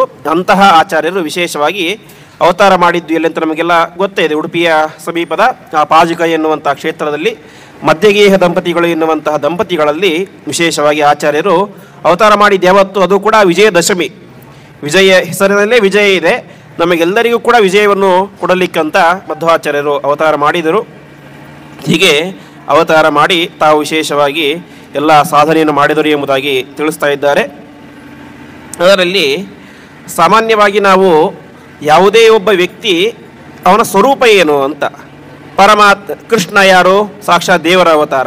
ಹಾಗೆ ಮಧ್ವಾಚಾರ್ಯರು ಕೂಡ ಸಾಕ್ಷಾತ್ ವಾಯುದೇವರ ಅವತಾರ. ಸುಮ್ಮನೆ ಹಾಗೆ ಹೇಳಿ ಬರೋದಿಲ್ಲ. ಇದಕ್ಕೊಂದು ಪ್ರಬಲವಾದ ಪ್ರಮಾಣ ಇರಬೇಕು. ಸಾಮಾನ್ಯವಾಗಿ ಯಾವ ಮತಾಚಾರ್ಯರು ಕೂಡ, ದಾರ್ಶನಿಕರು ಕೂಡ ತಾವು ಇಂತಹ ಸ್ವರೂಪ ಅಂತ ಹೇಳ್ಕೊಂಡಿಲ್ಲ. ಆದರೆ ಮಧ್ವಾಚಾರ್ಯ ಮತ ಏನು ಹೇಳಿದ್ದಾರೆ, ಸ್ವಯಂ ಅವರು ತಮ್ಮ ಅನೇಕ ಗ್ರಂಥಗಳಲ್ಲಿ ಕೊನೆಗೆ ಹೇಳ್ತಾರೆ, ಮಧ್ವೋ ಎತ್ತು ತೃತೀಯ ಮೇತದ ಮುನ ಗ್ರಂಥಕೃತ ಕೇಶವೇ ಅಂತ. ಈ ಗ್ರಂಥ ಬರೆದಿದ್ದ್ಯಾರು? ಯಾರೋ ಸಾಮಾನ್ಯ ವ್ಯಕ್ತಿಯಲ್ಲ, ವಾಯುದೇವರ 3ನೇ ಅವತಾರ ಅಂತ ಮಧ್ವಾಚಾರ್ಯ ಮತ್ತು ನಾವು ಗ್ರಂಥ ಬರೆದಿದ್ದೇವೆ ಅಂತ. ಹಾಗಾಗಿ ಸ್ವಯಂ ಆಚಾರ್ಯರೇ ತಮ್ಮ ಅನೇಕ ಗ್ರಂಥಗಳಲ್ಲಿ ತಾವು ಯಾರು ಅನ್ನೋದನ್ನು ಹೇಳ್ಕೊಂಡಿದ್ದಾರೆ. ಸಾಕ್ಷಾತ್ ವಾಯುದೇವರ ಅವತಾರ ಅಂತ. ಅಂತಹ ವಾಯುದೇವರ ಅವತಾರರಾದಂಥವರು ಮಧ್ವಾಚಾರ್ಯರು. ಆಮೇಲೆ ಈ ದೇವತೆಗಳು ಮನುಷ್ಯರಾಗಿ ಅವತಾರ ಮಾಡಿದರೆ ನಮ್ಮ ನಿಮ್ಮಂತೆ ಸಾಮಾನ್ಯವಾಗಿ ಇರೋದಿಲ್ಲ. ಸಾಮಾನ್ಯವಾಗಿ ವಾಯುದೇವರು ಅಂತಂದರೆ 32 ಲಕ್ಷಣಗಳು ಕೂಡ ಅವರಲ್ಲಿ ಇದ್ದಾವೆ ಎಂಬುದಾಗಿ ನಾವು ಕೇಳ್ತೇವೆ ಪುರಾಣಗಳಲ್ಲಿ, ಶಾಸ್ತ್ರಗಳಲ್ಲಿ. ಯಾವ ತ್ರಿವಿಕ್ರಮ ಪಂಡಿತಾಚಾರ್ಯರು ತತ್ವಪ್ರದೀಪ ಅಂತ ಒಂದು ಗ್ರಂಥವನ್ನು ಬರೆದಿದ್ದಾರೆ. ತ್ರಿವಿಕ್ರಮ ಪಂಡಿತಾಚಾರ್ಯರು ಅಂತಂದರೆ ಮಧ್ವಾಚಾರ್ಯರ ಸಾಕ್ಷಾತ್ ಶಿಷ್ಯರು. ಅವರು ಹೇಳ್ತಾರೆ, ಪ್ರತ್ಯಕ್ಷಂ ಚೇತ ದೃಶ್ಯತೆ ಭಗವತಿ ಭಾಷ್ಯಕಾರೇ ಅಂತ. ಒಬ್ಬ ದೇವತೆಗಳು ಯಾವ ರೀತಿ ಇರ್ತಾರೆ ಅಂತ ಲಕ್ಷಣಗಳನ್ನು ನಾನು ಕೇಳಿದ್ದೇನೋ ಆ ಎಲ್ಲ ಲಕ್ಷಣಗಳನ್ನು ಕೂಡ ನಾನು ಮಧ್ವಾಚಾರ್ಯರಲ್ಲಿ ಪ್ರತ್ಯಕ್ಷವಾಗಿ ಕಂಡಿದ್ದೇನೆ ಎಂಬುದಾಗಿ ಹೇಳ್ತಾರೆ. ತ್ರಿವಿಕ್ರಮ ಪಂಡಿತಾಚಾರ್ಯರು ಅಂತಂದರೆ ನಮ್ಮ ನಿಮ್ಮಂತೆಯವರು ಹುಟ್ಟ ಮಧ್ವರಲ್ಲ. ನಮಗೆಲ್ಲ ಮಧ್ವಾಚಾರ್ಯ ಭಕ್ತಿ ಜಾಸ್ತಿ ಇರುತ್ತೆ ಅಥವಾ ಕಡಿಮೆ ಇರುತ್ತೆ, ಒಟ್ಟು ಭಕ್ತಿ ಇರುತ್ತೆ. ಯಾಕೆ ಭಕ್ತಿ? ನಾವು ಮಧ್ವರಾಗಿ ಹುಟ್ಟಿದ್ದೇವೆ ಅಂತ ಭಕ್ತಿ ಅಷ್ಟೇ. ತ್ರಿವಿಕ್ರಮ ಪಂಡಿತಾಚಾರ್ಯ ಹಾಗಲ್ಲ. ಅವರು ವಾಸ್ತವಿಕ ಬೇರೆ ಮತದವರು. ಆದರೆ ಮಧ್ವಾಚಾರ್ಯರೊಟ್ಟಿಗೆ 15 ದಿನಗಳ ಕಾಲ ವಾದವನ್ನು ಮಾಡಿ ಸೋತ ಮೇಲೆ ಅವರ ಶಿಷ್ಯರಾದಂಥವರು. ಹಾಗಾಗಿ ಅವರಿಗೆ ಮಧ್ವಾಚಾರ್ಯರಂದರೆ ಏನು ಅಂತ ಪ್ರಾಕ್ಟಿಕಲ್ ಆಗಿ ಗೊತ್ತಿರುತ್ತೆ. ಯಾಕಂದರೆ ಅವರ ಕೈಯಲ್ಲಿ ಸ್ವತಃ ವಾದ ಮಾಡಿ ಸೋತಂಥವರು. ಅವರು ಹೇಳ್ತಾರೆ, ಮಧ್ವಾಚಾರ್ಯರು ಸಾಕ್ಷಾತ್ ದೇವತೆಗಳ ಅವತಾರ, ಯಾಕೆಂದರೆ ಪ್ರತ್ಯಕ್ಷವಾಗಿ ನೋಡಿದ್ದೇನೆ ಎಂಬುದಾಗಿ ಹೇಳ್ತಾರೆ. ವಾಯುಸ್ತುತಿಯ ರಚನೆ ಮಾಡಿದ್ದು ಕೂಡ ಅದೇ ರೀತಿಯಾಗಿ ಅವರು. ಮಧ್ವಾಚಾರ್ಯರು ಒಂದ್ಸಲ ಪೂಜೆ ಮಾಡ್ತಾ ಇರ್ತಾರೆ. ನೈವೇದ್ಯ ಕಾಲಕ್ಕೆ ಸಾಮಾನ್ಯವಾಗಿ ಬಾಗಿಲು ಹಾಕ್ತಾರೆ, ನೋಡಬಾರ್ದು ಯಾರು ಕೂಡ ಅಂತ. ಹಾಗೆ ಬಾಗಿಲು ಹಾಕ್ಬಿಡ್ತಾರೆ. ಮಧ್ವಾಚಾರ್ಯ ಒಳಗಡೆ ಇರ್ತಾರೆ, ದೇವರು ಮಧ್ವಾಚಾರ್ಯರಿಬ್ಬರೇ ಇರ್ತಾರೆ. ತುಂಬ ಹೊತ್ತಾಯಿತು, ಬರೋದೇ ಇಲ್ಲ ವಾಪಸ್ ಅವರು. ಈ ಕಡೆ ತ್ರಿವಿಕ್ರಮ ಪಂಡಿತಾಚಾರ್ಯ ಹೊರಗಡೆ ಕೂತ್ಕೊಂಡು ಪಾರಾಯಣ ಮಾಡ್ತಾ ಇರ್ತಾರೆ. 5 ನಿಮಿಷ ಆಯಿತು, 10 ನಿಮಿಷ ಆಯಿತು, 15 20 ನಿಮಿಷ, ಅರ್ಧ ಗಂಟೆ ಆಯಿತು, ಬರಲೇ ಇಲ್ಲ ಮಧ್ವಾಚಾರ್ಯರು. ಏನಾಯಿತು ಅಂತ ಅವರಿಗೆ ಸಹಜ ಗೊಂದಲ ಆಗುತ್ತೆ. ಏನು ಅಂತ ಇಣಿಕಿ ನೋಡಿದರೆ ವಾಯುದೇವರು ತಮ್ಮ 3 ರೂಪಗಳಿಂದಾಗಿ 3 ರೂಪಿಯಾದ ಪರಮಾತ್ಮನ ಪೂಜೆ ಸಾಕ್ಷಾತ್ತಾಗಿ ಮಾಡ್ತಾ ಇದ್ದಾರೆ. ಹನುಮ ರೂಪದಿಂದಾಗಿ ರಾಮನನ್ನ, ಭೀಮ ರೂಪದಿಂದಾಗಿ ಕೃಷ್ಣನನ್ನ, ವೇದವ್ಯಾಸ ಮಧ್ವರೂಪದಿಂದಾಗಿ ವೇದವ್ಯಾಸ ದೇವರನ್ನು ಪೂಜೆ ಮಾಡ್ತಾ ಇದ್ದಾರೆ. ಅವರಿಗೆ ಭಾರಿ ಆಶ್ಚರ್ಯ ಆಗಿಬಿಡುತ್ತೆ. ಆ ಸಂದರ್ಭದಲ್ಲಿ ರಚಿತವಾದಂಥ ಸ್ತೋತ್ರವೇನೆ ವಾಯುಸ್ತುತಿ ಅಂತ. ಅಂತಹ ಪಂಡಿತಾಚಾರ್ಯ ಹೇಳ್ತಾರೆ, ಮಧ್ವಾಚಾರ್ಯರು ಸಾಮಾನ್ಯರಲ್ಲ, ಸಾಕ್ಷಾತ್ ವಾಯುದೇವರ ಅವತಾರ ಅಂತ. ಹೀಗೆ ದಿವ್ಯವಾದಂತಹ ವಾಯುದೇವರ ಅವತಾರ. ಮಧ್ವಾಚಾರ್ಯರ ಸಿದ್ಧಾಂತ ಏನು ಅಂತ ಅನೇಕ ಜನರಲ್ಲಿ ಗೊಂದಲ ಇರುತ್ತೆ. ಮಧ್ವಾಚಾರ್ಯ ಸಿದ್ಧಾಂತ ಬರೀ ತಾರತಮ್ಯ, ಭೇದ, ಇವ್ರು ದೊಡ್ಡವರು ಇವ್ರು ಕಡಿಮೆ ಅಂತ ಹೇಳ್ತಾರೆ, ಇವರು ಆ ಅಂಶ ಇವ್ರು ಈ ಅಂಶ, ಬೇರೆ ಅವತಾರ, ಬರೀ ಇದನ್ನೇ ಹೇಳಿಬಿಡ್ತಾರೆ. ಇದ್ರ ನಮಗೇನು ಉಪಯೋಗ ಅಂತ ಅನಿಸುತ್ತೆ. ಆದರೆ ಮಧ್ವಾಚಾರ್ಯರ ಸಿದ್ಧಾಂತ ಅಂದರೆ ಪ್ರಧಾನವಾಗಿ ಅಲ್ಲಿ ಕಾನ್ಸೆಪ್ಟ್ ಏನು ಅಂತಂದರೆ ಭಕ್ತಿ ಸಿದ್ಧಾಂತ ಅಂತ. ಪರಮಾತ್ಮನಲ್ಲಿ ಭಕ್ತಿಯನ್ನು ಮಾಡಬೇಕು. ಆ ಭಕ್ತಿಯನ್ನು ಮಾಡಿದಾಗ ಏನಾಗುತ್ತೆ, ಪರಮಾತ್ಮ ನಮಗೆ ಅನುಗ್ರಹವನ್ನು ಮಾಡಿ ಮೋಕ್ಷವನ್ನು ಕೊಡ್ತಾನೆ. ಇದೇ ಪ್ರಧಾನವಾದ ಕಾನ್ಸೆಪ್ಟ್. ಇದರ ಮೇಲೆ ಇದರ ಶಾಖೆಗಳಾಗಿ ಉಳಿದ ಎಲ್ಲ ವಿಚಾರಗಳನ್ನು ಕೂಡ ಹೇಳ್ತಾ ಬರ್ತಾರೆ. ಎಲ್ಲವನ್ನು ಕೂಡ ಮುಂದೆ ನಾವು ನೋಡ್ತಾ ಹೋಗೋಣ. ಮಧ್ವಾಚಾರ್ಯರು ಹೇಳಿದಂತಹ ನಿಜವಾದಂತಹ ದಾರಿ ಯಾವುದು ಅಂತ ಸಾಮಾನ್ಯವಾಗಿ ನಾವು ಕೇಳ್ತೇವೆ. ಪುರುಷಾರ್ಥಗಳು ಅಂತ. ಯಾವ ಪುರುಷಾರ್ಥಕ್ಕೆ ಇದು ಮಾಡ್ತಾ ಇದೆಯಾ ಅಂತ ಕೇಳ್ತೇವಲ್ಲ, ಹಾಗೆ ಪುರುಷಾರ್ಥ ಅಂದರೆ ಏನು? ಒಂದು ಧರ್ಮ, ಅರ್ಥ, ಕಾಮ, ಮೋಕ್ಷ ಅಂತ 4 ಪುರುಷಾರ್ಥಗಳು ಅಂತ. ಪುರುಷಾರ್ಥಗಳು ಅಂದರೆ ಮನುಷ್ಯರು ಬಯಸುವುದು ಇದನ್ನು ಅಂತ. ಸಾಮಾನ್ಯವಾಗಿ ಸ್ವಲ್ಪ ಧರ್ಮಿಷ್ಠರಾಗಿದ್ದರೆ ಧರ್ಮ ಮಾಡಬೇಕು ಅಂತ ಬಯಸ್ತಾರೆ ಪ್ರತಿಯೊಬ್ಬರೂ ಕೂಡ. ಇನ್ನು ಅರ್ಥನೇ ದುಡ್ಡು ಯಾರಿಗೆ ಬೇಡ? ಪ್ರತಿಯೊಬ್ಬರಿಗೂ ದುಡ್ಡು ಬೇಕೇ ಬೇಕು, ದುಡ್ಡನ್ನು ಬಯಸ್ತಾರೆ. ಆಮೇಲೆ ಕಾಮ, ಅನೇಕ ರೀತಿಯ ಬಯಕೆಗಳು ಪ್ರತಿಯೊಬ್ಬರಿಗೂ ಇದ್ದೇ ಇರ್ತವೆ, ಇಚ್ಛೆಗಳು, ಅದನ್ನು ಕೂಡ ಎಲ್ಲರೂ ಕೂಡ ಮಾಡ್ತಾರೆ. ಕೊನೆಯದು ಯಾವುದು? ಮೋಕ್ಷ. ಅದನ್ನು ಮಾತ್ರ ಯಾರು ಬಯಸೋದೇ ಇಲ್ಲ. ವಾಸ್ತವಿಕವಾಗಿ ನೋಡಿದರೆ ಈ ಧರ್ಮ ನಮಗೆ ಎಷ್ಟು ಸುಖವನ್ನು ಕೊಡುತ್ತೋ, ದುಡ್ಡು ಸುಖ ಕೊಡುತ್ತೋ, ಕಾಮ ಸುಖ ಕೊಡುತ್ತೋ, ಇದೆಲ್ಲದಕ್ಕಿಂತಲೂ ಕೂಡ ಮೀರಿದಂಥ ಸುಖವನ್ನು ಕೊಡೋದು ಯಾವುದು? ಮೋಕ್ಷ. ಆದರೆ ಆ ಮೋಕ್ಷವನ್ನು ಬಯಸೋದೇ ಇಲ್ಲ ಯಾರು ಕೂಡ. ಆಚಾರ ಬಂದಿದ್ದು ಯಾಕೆ ಅಂತಂದರೆ ಪುರುಷಾರ್ಥಗಳಲ್ಲಿ ಧರ್ಮಾರ್ಥ ಕಾಮ ಸರ್ವೇಪಿ ನ ನಿತ್ಯ ಮೋಕ್ಷ ಏವ ಹಿ ನಿತ್ಯಸ್ತಸ್ಮಾತ್ ತದರ್ಥಾಯ ಯತೇತ ಮತಿಮಾನ್ ನರಹ ಎಂಬುದಾಗಿ. ಬುದ್ಧಿ ಇರುವಂತಹ ಒಬ್ಬ ವ್ಯಕ್ತಿ ಯಾರೂ ಕೂಡ ಮೋಕ್ಷವನ್ನು ಬಯಸದೇ ಇರೋದಿಲ್ಲ. ಯಾಕೆಂತಂದರೆ ಈ ಧರ್ಮ ಆಗಲಿ, ಅರ್ಥ ಆಗಲಿ, ಕಾಮ ಆಗಲಿ, ಇದೆಲ್ಲೂ ಕೂಡ ಅನಿತ್ಯವಾದದ್ದು. ಇವತ್ತಿರುವುದು ನಾಳೆ ಬರೋದು. ದುಡ್ಡು ಇವತ್ತಿರುತ್ತೆ, ನಾಳೆ ಬರುತ್ತೆ, ಖರ್ಚಾಗಿ ಹೋಗಿಬಿಡುತ್ತೆ. ದುಡ್ಡಿರೋದೇ ಖರ್ಚು ಮಾಡೋದಕ್ಕೆ. ಹಾಗಾಗಿ ಎಲ್ಲವೂ ಕೂಡ ಅನಿತ್ಯವಾದದ್ದು. ನಿತ್ಯವಾದದ್ದು ಅಂದರೆ ಅದು ಮೋಕ್ಷ ಒಂದೇ. ಹಾಗಾಗಿ ಆ ಮೋಕ್ಷಕ್ಕೋಸ್ಕರ ನೀವು ಪ್ರಯತ್ನವನ್ನು ಮಾಡಬೇಕು ಎಂಬುದನ್ನು ತಿಳಿಸ್ತಾ ಇದ್ದಾರೆ. ಸರಿ, ಮೋಕ್ಷ ಪಡಿಬೇಕಾದ್ರೆ ನಾವೇನು ಮಾಡಬೇಕು ಅಂತ ಇದು ದೊಡ್ಡ ಗೊಂದಲ. ಮೋಕ್ಷ ಪಡೆಯೋದು ನಾವೇನು ಮಾಡೋಕೆ, ಏನು ಮಾಡ್ಲಿಕ್ಕೆ ಸಾಧ್ಯ, ನಮ್ಮ ಕೈಯಲ್ಲಿ ಏನು ಮಾಡ್ಲಿಕ್ಕೆ ಸಾಧ್ಯ ಅಂತ ನಮಗೆ ಒಂದು ಬುದ್ಧಿ ಇರುತ್ತೆ. ಆಚಾರ್ಯ ಹೇಳ್ತಾರೆ ಮೋಕ್ಷ ಅಂತಂದರೆ ಅದು ಪರಮಾತ್ಮ ಮಾಡುವ ಒಂದು ದೊಡ್ಡ ಅನುಗ್ರಹ ಅಂತ. ಹೇಗೆ ಅಂತ ತಿಳಿಸ್ತಾ ಇದ್ದಾರೆ. ವಿಶೇಷವಾಗಿ ಪರಮಾತ್ಮ ಅವನೇ ಮೋಕ್ಷವನ್ನು ಕೊಡುವಂಥವನು. ಒಂದು ಬೀಗದ ಕೈ ಇರುತ್ತೆ, ಆ ಬೀಗ ಇರುತ್ತೆ, ಆ ಬೀಗಕ್ಕೊಂದು ಕೈ ಅಂತ ಇರುತ್ತೆ. ಆ ಕೀಯಿಂದ ನಾವೇನು ಮಾಡಬೇಕು? ಲಾಕ್ ಮಾಡ್ಬೋದು, ಅನ್ಲಾಕ್ ಕೂಡ ಮಾಡ್ಬೋದು. ಒಂದೇ ಬೀಗದ ಕೈ ಏನು ಮಾಡುತ್ತೆ? ಬೀಗವನ್ನು ಲಾಕ್ ಕೂಡ ಮಾಡುತ್ತೆ, ಅನ್ಲಾಕ್ ಕೂಡ ಮಾಡುತ್ತೆ. ಹಾಗಾಗಿ ಈ ಸಂಸಾರಕ್ಕೆ ನಮ್ಮನ್ನು ತಂದಂಥವನು ಯಾರು? ಪರಮಾತ್ಮ. ಹಾಗೆ ಉದ್ಧಾರ ಯಾರು ಮಾಡಬೇಕು? ಅವನೇ ಮಾಡಬೇಕು. ಜಗತ್ತಿನಲ್ಲಿ ಆ ರೀತಿ ನಿಯಮ ಇಲ್ಲ. ಮನೆ ಕಟ್ಟೋದೊಬ್ಬರು, ಮನೆ ಬೀಳ್ಸೋದೊಬ್ಬರು. ಆದರೆ ಪರಮಾತ್ಮ ಹಾಗಲ್ಲ. ಸಂಸಾರಕ್ಕೆ ನಮ್ಮನ್ನು ತರುವವನು ಅವನೇ ಆಗಿದ್ದಾನೆ, ಮೋಕ್ಷ ಕೊಡುವವನು ಅವನೇ ಆಗಿದ್ದಾನೆ. ಹಾಗಾಗಿ ಆ ಪರಮಾತ್ಮನ ವಿಶೇಷವಾದಂತಹ ಉಪಾಸನೆಯನ್ನು ಮಾಡಬೇಕು. ಆ ರೀತಿಯಾಗಿ ಪರಮಾತ್ಮನ ಉಪಾಸನೆಯನ್ನು ಯಾವ ರೀತಿ ಮಾಡಬೇಕು ಅಂದರೆ ಅವನೊಂದು ಗುಣ ಪರಿಪೂರ್ಣ, ಸರ್ವಜ್ಞ ಎಂಬುದಾಗೆಲ್ಲ ಒಂದು ಚಿಂತನೆಯನ್ನು ಮಾಡಿದಾಗ ಆ ಪರಮಾತ್ಮ ವಿಶೇಷವಾದಂಥ ಅನುಗ್ರಹವನ್ನು ಮಾಡ್ತಾನೆ ಎಂಬುದಾಗಿ ತಿಳಿಸ್ತಾ ಇದ್ದಾರೆ. ಅದರಲ್ಲಿ ಪ್ರಧಾನವಾಗಿರಬೇಕಾದದ್ದು ಏನು ಅಂತಂದರೆ ನಮಗೆ ಜ್ಞಾನ ಗೀನ ಪರಮಾತ್ಮ ಅಷ್ಟು ಗಮನಿಸೋದಿಲ್ಲ. ಪ್ರಧಾನವಾಗಿ ಬೇಕಾದದ್ದು ಭಕ್ತಿ ಅಂತ. ಏಕೆಂತಂದರೆ ಪ್ರಹ್ಲಾದರಾಜರು ಭಾಗವತದಲ್ಲಿ ಹೇಳುವಂತೆ ಭಕ್ತಿ ಇಲ್ಲದೆ ಹೋದರೆ ಒಬ್ಬ ಬ್ರಾಹ್ಮಣ ಇದ್ದಾನೆ, ಇನ್ನೊಬ್ಬ ಚಂಡಾಲ ಇದ್ದಾನೆ. ಈ ಬ್ರಾಹ್ಮಣದಲ್ಲಿ ಭಾರಿ ಜ್ಞಾನ ಇದೆ, ವೈರಾಗ್ಯ ಇದೆ, ಅನೇಕ ಗುಣಗಳಿದ್ದಾವೆ, ಎಲ್ಲ ಇದೆ. ಒಂದು ಮಾತ್ರ ಇಲ್ಲ. ಏನಿಲ್ಲ? ಭಕ್ತಿ ಇಲ್ಲ. ಇನ್ನೊಬ್ಬ ಚಂಡಾಲ ಇದ್ದಾನೆ, ಅವನಲ್ಲಿ ಏನಿದೆ? ಏನು ಗುಣಗಳಿಲ್ಲ. ಒಂದು ಮಾತ್ರ ಇದೆ, ಏನಿದೆ? ಭಕ್ತಿ ಇದೆ. ಇವರಲ್ಲಿ ಯಾರು ಶ್ರೇಷ್ಠ ಅಂತ ನಾವು ನೀವು ಕೇಳಿದ್ರೆ ಏನು ಹೇಳ್ತೇವೆ? ಬ್ರಾಹ್ಮಣ ಒಂದು ಗುಣ ಮಾತ್ರ ಇಲ್ಲ, ಅವನೇ ಶ್ರೇಷ್ಠ ಅಂತ ಹೇಳ್ಬಿಡ್ತೇವೆ. ಪ್ರಹ್ಲಾದರಾಜ ಹೇಳ್ತಾರೆ ಇಲ್ಲ, ಆ ಚಂಡಾಲನ್ನೇ ಶ್ರೇಷ್ಠ ಅಂತ. ಯಾಕೆ? ಅವನಲ್ಲಿ ಭಕ್ತಿ ಇದೆ ಅಂತ. ಭಕ್ತಿ ಇಲ್ಲದೆ ಉಳಿದ ಏನು ತೋರಿಸಿದ್ರು ಕೂಡ ಅದು ನಾಟಕಕ್ಕೋಸ್ಕರ ತೋರಿಸಿದಾಗ ಆಗತ್ತೆ ಅಷ್ಟೇ. ಹಾಗಾಗಿ ಮಧ್ವಾಚಾರ್ಯರು ಬಂದಿದ್ದು ವಿಶೇಷವಾಗಿ ಭಕ್ತಿ ಸಿದ್ಧಾಂತವನ್ನು ಕೊಡಲಿಕ್ಕೆ.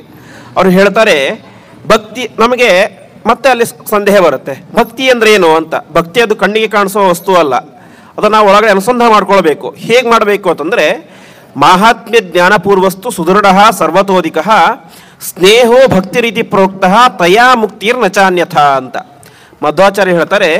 ಭಕ್ತಿ ಅಂದರೆ ಅದೇನೋ ದೊಡ್ಡವ್ರು ಮಾಡಬೇಕು, ದೊಡ್ಡ ಜ್ಞಾನಿಗಳು ಮಾಡೋಕೆ ನಮ್ಮಂಥ ಸಾಮಾನ್ಯರು ಮಾಡಲಿಕ್ಕೆ ಸಾಧ್ಯನೇ ಇಲ್ಲ. ಆ ರೀತಿಯಾದಂತಹ ಚಿಂತನೆ ಅಲ್ಲ ಅದು. ಭಕ್ತಿ ಅಂದರೆ ಅತ್ಯಂತ ಸುಲಭವಾದದ್ದು ಅಂತ. ಏನು ಸುಲಭವಾದದ್ದು? ಅದಕ್ಕೆ ಎಕ್ಸಾಂಪಲ್ ಕೊಡ್ತಾರೆ ಅವರು.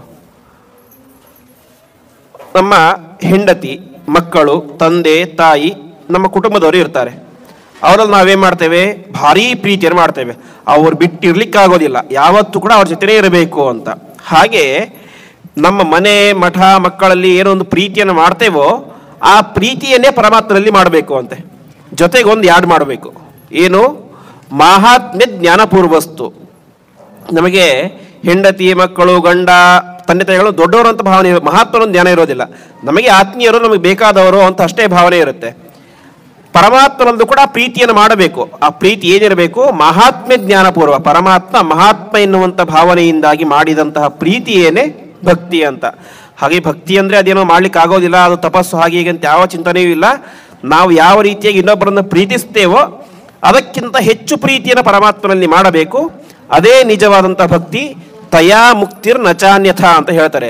ಭಕ್ತಿಯಿಂದಲೇ ಮುಕ್ತಿ, ಬೇರೆದರಿಂದ ಮುಕ್ತಿ ಸಾಧ್ಯವೇ ಇಲ್ಲ ಅಂತ. ಆ ರೀತಿಯಾಗಿ ಅಂತಹ ಭಕ್ತಿ ಅಂದರೆ ಏನು, ಆ ಭಕ್ತಿ ಎಂಬುದು ಹೇಗೆ ಹುಟ್ಟುತ್ತೆ ಎಂಬಂಥ ಸ್ವರೂಪವನ್ನು ನಮಗೆ ತೋರಿಸಿಕೊಟ್ಟಂಥವರು ಆಚಾರ್ಯರು. ಅಂತಹ ಆಚಾರ್ಯರ ಕೆಲವು ಮಹಿಮೆಗಳನ್ನು ಚಿಂತನೆ ಮಾಡೋಣ. ಯಾಕೆ ಅಂತಂದರೆ ಪಂಡಿತಾಚಾರ್ಯರು, ನಾರಾಯಣ ಪಂಡಿತಾಚಾರ್ಯರು ಅಂದರೆ ತ್ರಿವಿಕ್ರಮ ಪಂಡಿತಾಚಾರ್ಯರ ಮಕ್ಕಳು ನಾರಾಯಣ ಪಂಡಿತಾಚಾರ್ಯರು ಅಂತ. ಅವರು ಬರೆದಂತಹ ಒಂದು ದೊಡ್ಡ ಗ್ರಂಥ ಅಂತಂದರೆ ಸುಮಧ್ವ ವಿಜಯ ಅಂತ, ಒಂದು ಐತಿಹಾಸಿಕ ಗ್ರಂಥ. ಮಧ್ವಾಚಾರ್ಯರ ಚರಿತ್ರೆಯನ್ನು ನಮಗೆ ತಿಳಿಸಿಕೊಡುವಂತಹ ಗ್ರಂಥ. ಯಾವಾಗಲೂ ಕೂಡ ಒಂದು ಇಂತಹ ಐತಿಹಾಸಿಕ ಗ್ರಂಥಗಳು, ಅರ್ಥಾತ್ ಬಯೋಗ್ರಫಿಗಳು, ಯಾವಾಗ ಬಯೋಪಿಕ್ಗಳು ಯಾವಾಗ ಒಂದು ಅಥೆಂಟಿಕ್ ಆಗುತ್ತೆ ಅಂತಂದರೆ ಯಾವ ವ್ಯಕ್ತಿಗಳ ಬಗ್ಗೆ ಬರಿತೀವೋ ಅವರನ್ನು ನೋಡಿದಂಥ ವ್ಯಕ್ತಿಗಳು ಬರೆದ್ರೆ ಅದು ಜಾಸ್ತಿ ಅಥೆಂಟಿಕ್ ಕಥೆ ಆಗುತ್ತೆ. ಆಮೇಲೆ ಬರೆದ್ಬಿಡೋದಕ್ಕೆ ಮತ್ತೆ ರೆಕ್ಕೆ ಪುಕ್ಕಗಳು ಜೋಡಿಸ್ಕೊಂಡ್ಬಿಟ್ಟಿರ್ತವೆ. ನಾರಾಯಣ ಪಂಡಿತಾಚಾರ್ಯರು ಸಾಕ್ಷಾತ್ ಮಧ್ವಾಚಾರ್ಯರನ್ನು ಕಂಡಂತಹ ದೊಡ್ಡ ಜ್ಞಾನಿಗಳು. ಅವರು ಹೇಳ್ತಾರೆ, ಮಧ್ವಾಚಾರ್ಯ ಮಹಿಮೆಯನ್ನು ಹೇಳ್ತಾರೆ. ಸರಿ, ಮಧ್ವಾಚಾರ್ಯ ಮಹಿಮೆ ಕಟ್ಕೊಂಡು ನಾವೇನು ಮಾಡಬೇಕು ಅಂತ ಪ್ರಶ್ನೆ ಮಾಡ್ಕೊಡ್ತಾರೆ ಅವರೇ. ಅದಕ್ಕೆ ಹೇಳ್ತಾರೆ, ಗಮನಾಸನ ಸಂಕತಾದಿಲೀಲಾಹ ಸ್ಮೃತಿ ಮಾತ್ರೇಣ ಭವಾಪವರ್ಗದಾತ್ರಿ. ಮಧ್ವಾಚಾರ್ಯರ ಮಹಿಮೆಯನ್ನು ಕೇಳಿದರೆ ಸ್ವರ್ಗವನ್ನೇ ಕೊಡುತ್ತೆ, ಸ್ವರ್ಗ ಮಾತ್ರ ಅಲ್ಲ ಮೋಕ್ಷವನ್ನೇ ಕೊಡುತ್ತೆ ಅಂತ. ಅಂತಕ್ಷಣ ಮಧ್ವಾಚಾರ್ಯದ ಯಾವುದೋ ಒಂದು ಸ್ಪೆಷಲ್ ಆಗಿರುವಂಥ ಚರಿತ್ರೆ, ಸ್ಪೆಷಲ್ ಒಂದು ಮಹಿಮೆ ಕೇಳಿದರೆ ಮೋಕ್ಷ ಸಿಗ್ಬಿಡುತ್ತೆ. ಅಷ್ಟು ಮಾತ್ರ ಅಲ್ಲ, ಗಮನ ಆಸನ ಸಂಕತಾದಿ ಲೀಲಾಹ. ಮಧ್ವಾಚಾರ್ಯರು ನಡೆದುಕೊಂಡು ಹೋಗ್ತಾ ಇದ್ರು, ಮಧ್ವಾಚಾರ್ಯ ಕೂತ್ಕೊಂಡ್ರು, ಮಧ್ವಾಚಾರ್ಯ ಎದ್ದು ನಿಂತ್ಕೊಂಡ್ರು, ಮಧ್ವಾಚಾರ್ಯ ಮಾತನಾಡಿದರು ಅಂತ ಮಧ್ವಾಚಾರ್ಯರ ಒಂದು ಸಾಮಾನ್ಯ ಚರಿತ್ರೆ. ಕೂತ್ಕೊಳ್ಳೋದು ಹೇಳೋದು ನಾವು ನೀವು ಮಾಡ್ತೇವೆ, ಅದನ್ನು ದೊಡ್ಡ ವಿಚಾರ ಅಂತ ಅನ್ಕೊಂಡ್ಬಿಡ್ತೇವೆ. ಮಧ್ವಾಚಾರ್ಯರು ಅದನ್ನು ಮಾಡಿದರೆ, ಅದನ್ನು ನಾವು ಕೇಳಿದರೆ ಅದರಿಂದ ಏನಾಗುತ್ತೆ?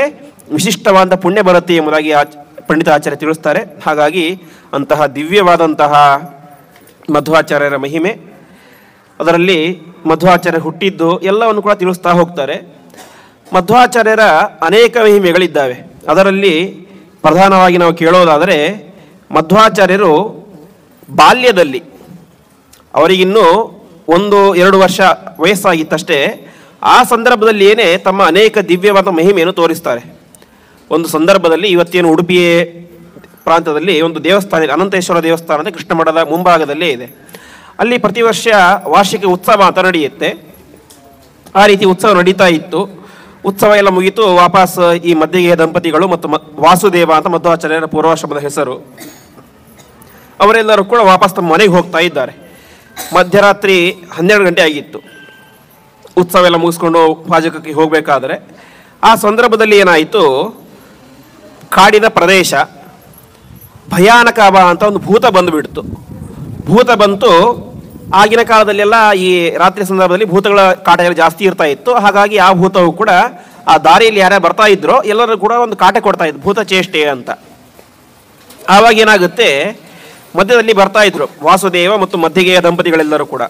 ಆವಾಗ ಭೂತಕ್ಕೆ ಏನೂ ಕೂಡ ಮಾಡಲಿಕ್ಕೆ ಆಗಲಿಲ್ಲ ಅಂತೆ. ಆವಾಗ ಅದು ಭೂತ ಮಧ್ಯಗೆಯ ಭಟ್ರ ಹತ್ರ ಹೋಗಿ ಹೇಳುತ್ತೆ, ನೋಡಿ ಮಧ್ಯಗೆಯ ಭಟ್ರೆ, ಇವತ್ತು ನೀವೆಲ್ಲರೂ ಕೂಡ ಬಚಾವಾಗಿದ್ದೀರಿ. ಅದಕ್ಕೆ ಪ್ರಧಾನ ಕಾರಣ ಏನು ಅಂದರೆ, ನಿಮ್ಮ ಹತ್ತಿರ ಇರುವಂತಹ ಈ ಮಗು ಕಾರಣ ಅಂತ. ಈ ಮಗು ಯಾರಂತ ನನಗೆ ಗೊತ್ತಿಲ್ಲ, ಈ ಮಗುವಿನ ಎಫೆಕ್ಟ್ನಿಂದಾಗಿ ನನಗೆ ನಿಮ್ಮ ಹತ್ರನೇ ಬರಲಿಕ್ಕೆ ಆಗ್ತಾ ಇಲ್ಲ. ಈ ದಾರಿಯಲ್ಲಿ ಯಾರೇ ಬರ್ತಾ ಇದ್ದಾರೋ ಪ್ರತಿಯೊಬ್ಬರಿಗೂ ಕೂಡ ನಾನು ಕಾಟ ಕೊಟ್ಟಿದ್ದೇನೆ, ಒಬ್ಬರನ್ನ ಬಿಟ್ಟಿಲ್ಲ ಅಂತಿಲ್ಲ. ಆದರೆ ಇವತ್ತು ಕಾಟ ಕೊಡೋದು ದೂರ ಉಳಿತು, ನಿಮ್ಮ ಹತ್ತಿರ ಕೂಡ ನನಗೆ ಬರಲಿಕ್ಕಾಗಲಿಲ್ಲ ಅಂತ ಆ ಭೂತ ಹೇಳಿ ಹೋಗಿಬಿಡುತ್ತೆ. ಇದು ಮಧ್ವಾಚಾರ್ಯರ ಮಹಿಮೆ. ಮಧ್ವಾಚಾರ್ಯ ಕೇಳಿನ್ನು 1 ವರ್ಷದ ಬಾಲಕ. ಆ ಸಂದರ್ಭದಲ್ಲಿಯೇ ಆ ಭೂತದ ಪ್ರೇತಿ ಒಂದು ಬಾಧೆಯನ್ನು ಪರಿಹಾರ ಮಾಡಿದರು ತಮ್ಮ ತಂದೆ ತಾಯಿಗಳಿಗೆ. ಅದಾದ ಮೇಲೆ ಬೆಳೀತಾ ಬೆಳೀತಾ ಬೆಳೀತಾ ಅನೇಕ ರೀತಿಯ ಮಹಿಮೆಗಳನ್ನು ತೋರಿಸ್ತಾರೆ. ಅದಾದ ಮೇಲೆ ಸ್ವಯಂ ಅವರ ತಂದೆ ದೊಡ್ಡ ವಿದ್ವಾಂಸರಾಗಿದ್ದು ಮಧ್ಯಗೇಹ ಭಟ್ಟರು, ಅವರು ಪಾಠ ಮಾಡ್ತಾ ಇರ್ತಾರೆ ವಾಸುದೇವನಿಗೆ. ಸಾಮಾನ್ಯವಾಗಿ ಪಾಠ ಅಂತಂದರೆ ಇವತ್ತು ಹೇಳೋದು, ಮತ್ತೆ ನಾಳೆ ಇನ್ನೊಂದು ಸಲ ರಿಪೀಟ್ ಹೇಳೋದು, ಮತ್ತೆ ಒಪ್ಪಿಸೋದು ಅಂತ. ಮಧ್ವಾಚಾರ್ಯರು ಎಂತಹ ಬುದ್ಧಿಶಕ್ತಿ ಇತ್ತು ಅಂತ ಹೇಳಿದರೆ, ಇವತ್ತು ಪಾಠ ಮಾಡ್ತಾಯಿದ್ರು, ಮರುದಿವಸ ಅದನ್ನು ಹೇಳಿಬಿಟ್ರೆ ಮತ್ತೆ ವಾಪಸ್ ಯಾಕೆ ಅದನ್ನು ಹೇಳ್ತಾ ಇದ್ದೀಯಾ, ಮತ್ತು ಬೇರೆ ಮುಂದಿದ್ದು ಹೇಳು ಅಂತ. ಅಂದರೆ ಒಂದು ಸಲ ಕೇಳಿದರೆ ಮುಗೀತು, ಅದನ್ನು ಯಾವಾಗ ನೆನಪಿಟ್ಕೊಳ್ಳುವಂಥ ದೊಡ್ಡ ಶಕ್ತಿ. ಅದು ಕೂಡ ಅವಶ್ಯಕತೆ ಇಲ್ಲ ಅವರಿಗೆ, ಸರ್ವಜ್ಞರವರು. ಆದರೆ ಜಗತ್ತಿಗೆ ಒಂದು ನಿಯಮ ತೋರಿಸಬೇಕು. ಮನುಷ್ಯರಾಗಿ ಹುಟ್ಟಿದ ಮೇಲೆ ಗುರುಗಳ ಹತ್ತಿರ ಕುಳಿತುಕೊಂಡು ಅಧ್ಯಯನ ಮಾಡಬೇಕು. ಸ್ವಯಂ ಶ್ರೀಕೃಷ್ಣ ಪರಮಾತ್ಮನೇ ಅಧ್ಯಯನ ಮಾಡಿದ್ದಾನೆ. 64 ದಿವಸಗಳಲ್ಲಿ 64 ವಿದ್ಯೆಗಳನ್ನು ಸಾಂದೀಪಿನಿ ಋಷಿಗಳ ಹತ್ರ ಪರಮಾತ್ಮ ಕಲಿತ. ಅವನಿಗೆ ಅವಶ್ಯಕತೆ ಇತ್ತ ಕಲಿಯುವ ಅವಶ್ಯಕತೆ ಇಲ್ಲ. ಆದರೆ ಜಗತ್ತಿಗೊಂದು ಪಾಠ ತೋರಿಸಬೇಕು ಅಂತ. ಹಾಗೆ ಮಧ್ವಾಚಾರ್ಯರು ಕೂಡ ತಮ್ಮ ತಂದೆಯ ಹತ್ತಿರ ವಿಶೇಷವಾಗಿ ಅಧ್ಯಯನವನ್ನು ಮಾಡ್ತಾರೆ. ಹೀಗೆ ಅಧ್ಯಯನವನ್ನು ಮಾಡಿ ಇನ್ನೊಂದವರು ಮಾಡಿದ್ದು ಪ್ರಧಾನ ಕೆಲಸ ಅಂತಂದರೆ, ತಮ್ಮ ಚಿಕ್ಕ ವಯಸ್ಸಿನಲ್ಲಿ ಏನಾಯಿತು, ಒಂದು ಮನೆಯಲ್ಲಿ ಮನೆ ಅಂತಂದರೆ ಕಂಬ ಇರುತ್ತೆ, ಗೋಡೆ ಇರುತ್ತೆ, ಬಾಗಿಲಿರುತ್ತೆ, ಎಲ್ಲ ಇರುತ್ತೆ. ವಾಸುದೇವ ಪ್ರತಿನಿತ್ಯ ಬೆಳಗ್ಗೆ ಹೇಳ್ತಾ ಇದ್ದ, ಕಂಬಕ್ಕೆ ನಮಸ್ಕಾರ ಮಾಡ್ತಾ ಇದ್ದ, ಹೊಸ್ತಿಗೆ ನಮಸ್ಕಾರ ಮಾಡ್ತಾ ಇದ್ದ, ಗಿಡಕ್ಕೆ ನಮಸ್ಕಾರ ಮಾಡ್ತಾ ಇದ್ದ, ಬಾಗಿಲಿಗೆ ನಮಸ್ಕಾರಿಗೆ ನಾವು ಯಾವುದೊಂದು ಜಡ ಪದಾರ್ಥಗಳಂತ ಅಂದ್ಕೊಳ್ತೇವೋ ಅದಕ್ಕೋಗಿ ನಮಸ್ಕಾರ ಮಾಡ್ತಾ ಇದ್ದ. ತಂದೆಗೆ ಆಶ್ಚರ್ಯ ಆಗುತ್ತೆ, ನನ್ನ ಮನೆಗೆ ಹುಚ್ಚಿಡಿತಾ ಅಂತ. ನಮಸ್ಕಾರ ಯಾರಿಗೆ ಮಾಡ್ತೇವೆ ನಾವು? ದೇವರಿಗೆ ಮಾಡ್ತೇವೆ, ತಂದೆ ತಾಯಿಗಳಿಗೆ ಮಾಡ್ತೇವೆ, ಅಷ್ಟು ಮುಗೀತು. ಇವು ನೋಡಿದೆ ಮನೆ ಬಾಗಿಲಿಗೆ ಮಾಡ್ತಾ ಇದ್ದಾನೆ, ಕಿಟಕಿಗೆ ಮಾಡ್ತಾ ಇದ್ದಾನೆ, ಕಂಬಕ್ಕೆ ಮಾಡ್ತಾ ಇದ್ದಾನೆ, ಏನಾಯಿತು ಅಂತ ಕೇಳಿದಾಗ ಅದಕ್ಕೆ ಯಾವ ಮಧ್ವಾಚಾರ್ಯರು ಹೇಳ್ತಾರೆ, ಗುರು ಬ್ರುವನ್ ಸ್ವವಸ್ತು ಪ್ರಣತಿಂ ವ್ಯಧಾಮಿತಿ ಅಂತ. ಅಪ್ಪ, ನಿಮಗಿದು ಕಲ್ಲಿನ ಕಂಬ ಅಂತ ಕಾಣಿಸ್ತಾ ಇರ್ಬೋದು, ಇದು ಮರದ ಬಾಗಿಲು ಅಂತ ಕಾಣಿಸ್ತಾ ಇರ್ಬೋದು, ಆದರೆ ನನಗೆ ಅದರ ಒಳಗಡೆ ಅಂತರ್ಯಾಮಿಯಾಗಿರುವಂಥ ಪರಮಾತ್ಮ ಕಾಣಿಸ್ತಾ ಇದ್ದಾನೆ ಅಂತ ಹೇಳ್ತಾರೆ. ಹೀಗೆ ಆ ರೀತಿ ಹೇಳಿದಾಗ ಮಧ್ಯಗೇಹ ಭಟ್ಟರಿಗೂ ಸ್ವಲ್ಪ ನಾಚಿಕೆ ಆಗಿಬಿಡುತ್ತೆ. ನೋಡಿದರೆ ವಾಸ್ತವಿಕವಾಗಿ ನಾನು ನನ್ನ ಮಗನಿಗೆ ಪಾಠ ಹೇಳಿಕೊಡಬೇಕು, ಇಲ್ಲಿ ನೋಡಿದರೆ ನನ್ನ ಮಗನೇ ನನಗೆ ಪಾಠ ಹೇಳಿಕೊಡ್ತಾ ಇದ್ದಾನಲ್ಲ ಅಂತ ಮಗನ ಬಗ್ಗೆ ಒಂದು ಮಹತ್ವ ಜ್ಞಾನ ಎಂಬುದವರಿಗೆ ಬರುತ್ತೆ ಎಂಬುದನ್ನು ತಿಳಿಸ್ತಾ ಇದ್ದಾರೆ. ಹೀಗೆ ಪ್ರತಿಯೊಂದು ಹೆಜ್ಜೆ ಹೆಜ್ಜೆಯಲ್ಲಿ ಕೂಡ ಎಲ್ಲೆಲ್ಲ ಕಡೆಯಲ್ಲೂ ಕೂಡ ಪರಮಾತ್ಮ ಇದ್ದಾನೆ ತೋರಿಸಿಕೊಡ್ತು ಬಂದಂಥವರು ವಿಶೇಷವಾಗಿ ಮಧ್ವಾಚಾರ್ಯರು. ಆಮೇಲೆ ವಿಶೇಷವಾಗಿ ಸನ್ಯಾಸ ದೀಕ್ಷೆ ಎಲ್ಲ ಆಯಿತು. ಅಚ್ಯುತ ಪ್ರೇಕ್ಷಾಚಾರ್ಯರ ಹತ್ರ ಸನ್ಯಾಸ ದೀಕ್ಷೆ ಆಯಿತು. ಇಷ್ಟಾದ ಮೇಲೆ ಅನೇಕ ಸಲ ಪ್ರಯಾಣ ಮಾಡ್ತಾ ಇದ್ದರು. ಒಂದು ಸಲ ಒಂದು ಊರಿಗೆ ಪ್ರಯಾಣವನ್ನು ಮಾಡಿರ್ತಾರೆ. ಅಲ್ಲಿ ಏನಾಯಿತು, ಭಿಕ್ಷಾ ಪ್ರದಾತ ಹತ್ರ ಪರೀಕ್ಷಿತಂ ಮುಹುಹು ಎಂಬುದಾಗಿ ಒಬ್ಬರ ಮನೆಯಲ್ಲಿ ಭಿಕ್ಷೆ ಆಯಿತು. ಊಟ ಎಲ್ಲ ಆಯಿತು. ಊಟ ಆದಮೇಲೆ ಏನಾಯಿತು, ಆ ಯಜಮಾನ, ಮನೆ ಯಜಮಾನ ಅವನಿಗೆ ಮಧ್ವಾಚಾರ್ಯ ಮಹಿಮೆಯನ್ನು ಕೇಳಿದ್ದ. ಮಧ್ವಾಚಾರ್ಯ ಏನು ಕೊಟ್ಟರು ತಿಂತಾರೆ ಅಂತ. ಏನು ಕೊಟ್ಟರು ತಿಂತಾರೆ ಅಂದರೆ ಎಷ್ಟು ಕೊಟ್ಟರು ತಿಂತಾರೆ ಅಂತ. ಅದಕ್ಕೆ ಪರೀಕ್ಷೆ ಮಾಡಬೇಕು ಅಂತ ಬಯಸ್ತಾನೆ ಅವನು. ಪರೀಕ್ಷೆ ಮಾಡಿ ತಾನೇ ಮಾಡ್ತಾನೆ. ಊಟ ಆದ ಮೇಲೆ 200 ಬಾಳೆಹಣ್ಣು ತಂದು ಕೊಡ್ತಾನೆ ಅಂತೆ. 200 ಬಾಳೆಹಣ್ಣು ಅಂದರೆ ಇವು ಚಿಕ್ಕ ಚಿಕ್ಕ ಬಾಳೆಹಣ್ಣಲ್ಲ, ವ್ಯೂಡೈ ಪ್ರಭುಕ್ತೈಹಿ ಪರಿಪೂರಿತೇಪಿದೆ ಅಂತ ದೊಡ್ಡ ಗಾತ್ರದ ಬಾಳೆಹಣ್ಣುಗಳು ಎಲ್ಲವನ್ನು ತಂದು ಕೊಡ್ತಾನೆ. ಆಚಾರ್ಯ ಸರಿ ತಿಂತೇನೆ ಅಂತ ಹೇಳ್ತಾರೆ. ತಿಂದು ಬಿಡ್ತಾರೆ. ತಿಂದಾಗ ಅಲ್ಲಿ ಏನಾಗಿತ್ತು, ಅಲ್ಲೇ ಅಚ್ಯುತ ಪ್ರೇಕ್ಷಾಚಾರ್ಯರು ಇದ್ದರು. ಅವ್ರಿಗೆ ಭಾರಿ ಆಶ್ಚರ್ಯ ಆಗಿಬಿಡುತ್ತೆ. ನನ್ನ ಪಕ್ಕನೇ ಕೂತ್ಕೊಂಡು ಚೆನ್ನಾಗಿ ಊಟ ಮಾಡಿದರು. ಈಗ ನೋಡಿದರೆ ಮತ್ತೆ 200 ಬಾಳೆಹಣ್ಣು ತಿಂದಿದ್ದಾರೆ. ಸರಿ, ಬಾಳೆಹಣ್ಣು ತಿಂದರು, ಏನೋ ದೊಡ್ಡ ಶಕ್ತಿ ಇರ್ಬೋದು ಅಂತ ನೋಡಿದರೆ ಹೊಟ್ಟೆ ನೋಡಿದರೆ ಹೇಗಿದೆ, ಮೊದಲು ಹೇಗಿತ್ತೋ ಹಾಗೇ ಇದೆ. ತನೂದರೆ ತೆಳ್ಳಗೆ ಹೊಟ್ಟೆ ಇದೆ. ಅವ್ರಿಗೆ ಆಶ್ಚರ್ಯ ಆಗುತ್ತೆ. ಎಲ್ಲರೂ ಮುಂದೆ ಕೇಳೋದಿಲ್ಲ ಅವರು. ಆಮೇಲೆ ಕರೆದು ಕೇಳ್ತಾರೆ, ಅಲ್ಲ ನನ್ನ ಪಕ್ಕನೇ ಕೂತು ಚೆನ್ನಾಗಿ ಊಟ ಮಾಡಿದ್ದು, ಊಟ ಮಾಡಿದ್ದು 200 ಬಾಳೆಹಣ್ಣು ತಿಂದು ಹೊಟ್ಟೆ ನೋಡಿದರೆ ಹಾಗೇ ಇದೆ, ಹೇಗೆ ಸಾಧ್ಯ ಅಂತ. ಆವಾಗ ಆಚಾರ್ಯ ಹೇಳ್ತಾರೆ, ಅಂಗುಷ್ಠ ಮಾತ್ರಂ ಜಠರೇ ಪ್ರತಿಷ್ಠಿತಂ ಜಾಜ್ವಲ್ಯಮಾನ ಮಮ ಜಾತವೇದಸಂ ಅಂತ. ಗುರುಗಳೇ, ನನ್ನ ಹೊಟ್ಟೆಯಲ್ಲಿ ಜಠರಾಗ್ನಿ ಇದೆ. ಪ್ರತಿಯೊಬ್ಬರ ದೇಹದಲ್ಲೂ ಜಠರಾಗ್ನಿ ಅಂತ ಇರುತ್ತೆ. ತಿಂದದ್ದೆಲ್ಲ ಜೀರ್ಣ ಆಗುತ್ತೆ. ಅದೆಷ್ಟಿರುತ್ತೆ ಪ್ರತಿಯೊಬ್ಬರ ಹೊಟ್ಟೆಯಲ್ಲಿ? ಸಣ್ಣ ಒಂದು ದೀಪದ ಸಣ್ಣ ಗಾತ್ರದಲ್ಲಿ ಇರುತ್ತೆ. ಆಚಾರ್ಯ ಹೇಳ್ತಾರೆ, ಗುರುಗಳೇ, ನನ್ನ ಹೊಟ್ಟೆಯಲ್ಲಿಯೂ ಜಠರಾಗ್ನಿ ಇದೆ. ಅದರ ಸೈಜ್ ಎಷ್ಟು ಗೊತ್ತಾ? ಅಂಗುಷ್ಠ ಮಾತ್ರಂ, ನಮ್ಮ ಹೆಬ್ಬೆಟ್ಟಿನ ಗಾತ್ರದಷ್ಟು ದೊಡ್ಡ ಜಠರಾಗ್ನಿ ಇದೆ. ಅದಕ್ಕೆ ಸಾಮರ್ಥ್ಯ ಏನು ಅಂತಂದರೆ ನಿತ್ಯಂ ಹಿತಂ ವಿಶ್ವದಹಂಚ ವಿತ್ತತಂ ಅಂತ. ಮುಂದೆ ಪ್ರಳಯ ಕಾಲದಲ್ಲಿ ಇಡೀ ಜಗತ್ತನ್ನೇ ಸುಡುವಂಥ ಅಗ್ನಿ ಯಾವುದು ಅಂದರೆ ನನ್ನ ಹೊಟ್ಟೆಯಲ್ಲಿರುವಂತಹ ಅಗ್ನಿ. ಹಾಗಾಗಿ ನಾನು ಏನು ತಿಂದರೂ ಕೂಡ ಏನಾಗುತ್ತೆ, ಅದು ಜೀರ್ಣವಾಗಿ ಹೋಗಿಬಿಡುತ್ತೆ ಅಂತ ಹೇಳ್ತಾರೆ. ಮತ್ತು ಮುಂದೆ ಇದೇ ಆಚಾರ್ಯ ಚರಿತ್ರೆ ಬರುತ್ತೆ. ಇನ್ನೊಂದು ಕಡೆ ಹೋಗಿದ್ದರು, ಕೇರಳದ ಪ್ರದೇಶದಲ್ಲಿ. ಕೇರಳ ಬಾಳೆಹಣ್ಣು ಅಂದರೆ ತುಂಬ ಫೇಮಸ್, ದೊಡ್ಡ ದೊಡ್ಡ ಬಾಳೆಹಣ್ಣು ಇರುತ್ತೆ. ಅಲ್ಲಿ ಹೋದಾಗ ಏನಾಯಿತು, ಹೀಗೆ ಒಬ್ರು ಯಾರಿಗೆ ಗೊತ್ತಾಯಿತು, ಮಧ್ವಾಚಾರ್ಯರಿಗೆ ಎಷ್ಟು ಕೊಟ್ಟರು ತಿಂತಾರೆ ಅಂತ. ಪರೀಕ್ಷೆ ಮಾಡಬೇಕು ಅಂತ ಈಗ ಕೊಟ್ಟಿದ್ದೆಷ್ಟು? ಕೇವಲ 200 ಬಾಳೆಹಣ್ಣು. ಅಲ್ಲಿ 4000 ಬಾಳೆಹಣ್ಣುಗಳನ್ನು ಕೊಟ್ಟರಂತೆ. ಅಷ್ಟು ಮಾತ್ರ ಅಲ್ಲ, 30 ಕೊಡ ಹಾಲು. ಇಷ್ಟೆಲ್ಲವನ್ನು ಕೊಟ್ಟರೂ ಕೂಡ ಆಚಾರ್ಯರು ತಾವೇ ಮಾಡಿ ಎಲ್ಲವನ್ನು ಕೂಡ ಸ್ವೀಕಾರ ಮಾಡ್ತಾರೆ. ಎಲ್ಲ ಸ್ವೀಕಾರ ಮಾಡಿದರೂ ಕೂಡ ಹೊಟ್ಟೆಯಲ್ಲಿ ಕಿಂಚಿತ್ತು ಕೂಡ ಮುಂದೆ ಬರೋದು ಅಂತ ಇಲ್ಲವೇ ಇಲ್ಲ. ಇಷ್ಟೆಲ್ಲಕ್ಕೆಲ್ಲ ಪ್ರಧಾನ ಕಾರಣ ಏನಂದರೆ ಅವರ ಹೊಟ್ಟೆಯಲ್ಲಿರುವಂತಹ ಆ ಜಠರ ಅಗ್ನಿಯ ಪ್ರಭಾವ. ಹೀಗೆ ಇದೆಲ್ಲ ತೋರಿಸಿದ್ರಿಂದಾಗಿ ಏನು ಗೊತ್ತಾಗುತ್ತೆ, ಮಧ್ವಾಚಾರ್ಯರು ಸಾಕ್ಷಾತ್ ನಮ್ಮ ನಿಮ್ಮಂತೆ ಮನುಷ್ಯರಲ್ಲ, ಸಾಕ್ಷಾತ್ ವಾಯುದೇವರ ಅವತಾರ ಎಂಬುದಾಗಿ ಗೊತ್ತಾಗುತ್ತೆ. ಹೀಗೆ ಅನೇಕ ಮಹಿಮೆಗಳನ್ನು ತೋರಿಸ್ತಾರೆ. ಇನ್ನೊಂದು ಸಂದರ್ಭ, ಅಲ್ಲಿ ಒಂದು ಕಡೆ ವೇದದ ಪ್ರವಚನ ಆಗ್ತಾ ಇತ್ತು. ಯಾರೊಬ್ಬರು ವೇದದ ಪ್ರವಚನ ಮಾಡ್ತಾ ಇದ್ರು. ಆವಾಗ ಮಧ್ವಾಚಾರ್ಯರು ಹೋಗಿರ್ತಾರೆ. ಅವ್ರು ಹೇಳ್ತಾರೆ, ವೇದದ ಪ್ರವಚನ ಆಯಿತು, ಒಬ್ಬರು ಮಾಡಿದರು. ಆಮೇಲೆ ಮಧ್ವಾಚಾರ್ಯ ಪ್ರವಚನ ಶುರುವಾಯಿತು. ಮಧ್ವಾಚಾರ್ಯ ಪ್ರವಚನ ಮಾಡ್ತಾ ಇರ್ತಾರೆ. ಅಂದರೆ ಹಿಂದಿನ ವ್ಯಕ್ತಿ ಯಾವ ವೇದವನ್ನು ಪ್ರವಚನ ಮಾಡಿದ್ದನೋ ಅದೇ ಭಾಗವನ್ನು ಇವರು ಪ್ರವಚನ ಮಾಡ್ತಾರೆ. ವೇದಕ್ಕೆ ಬೇರೆ ಅರ್ಥ ಹೇಳ್ತಾರೆ ಇವರು. ಆಗ ಜೋರ ಗಲಾಟೆ ಮಾಡಿ ಶುರು ಮಾಡಿದೆ, ಈ ವೇದಕ್ಕೆ ಈ ಅರ್ಥ ಇಲ್ಲವೇ ಇಲ್ಲ, ನೀವೇ ಹೇಳ್ತಾ ಇದ್ದೀರಾ ಅಂತ.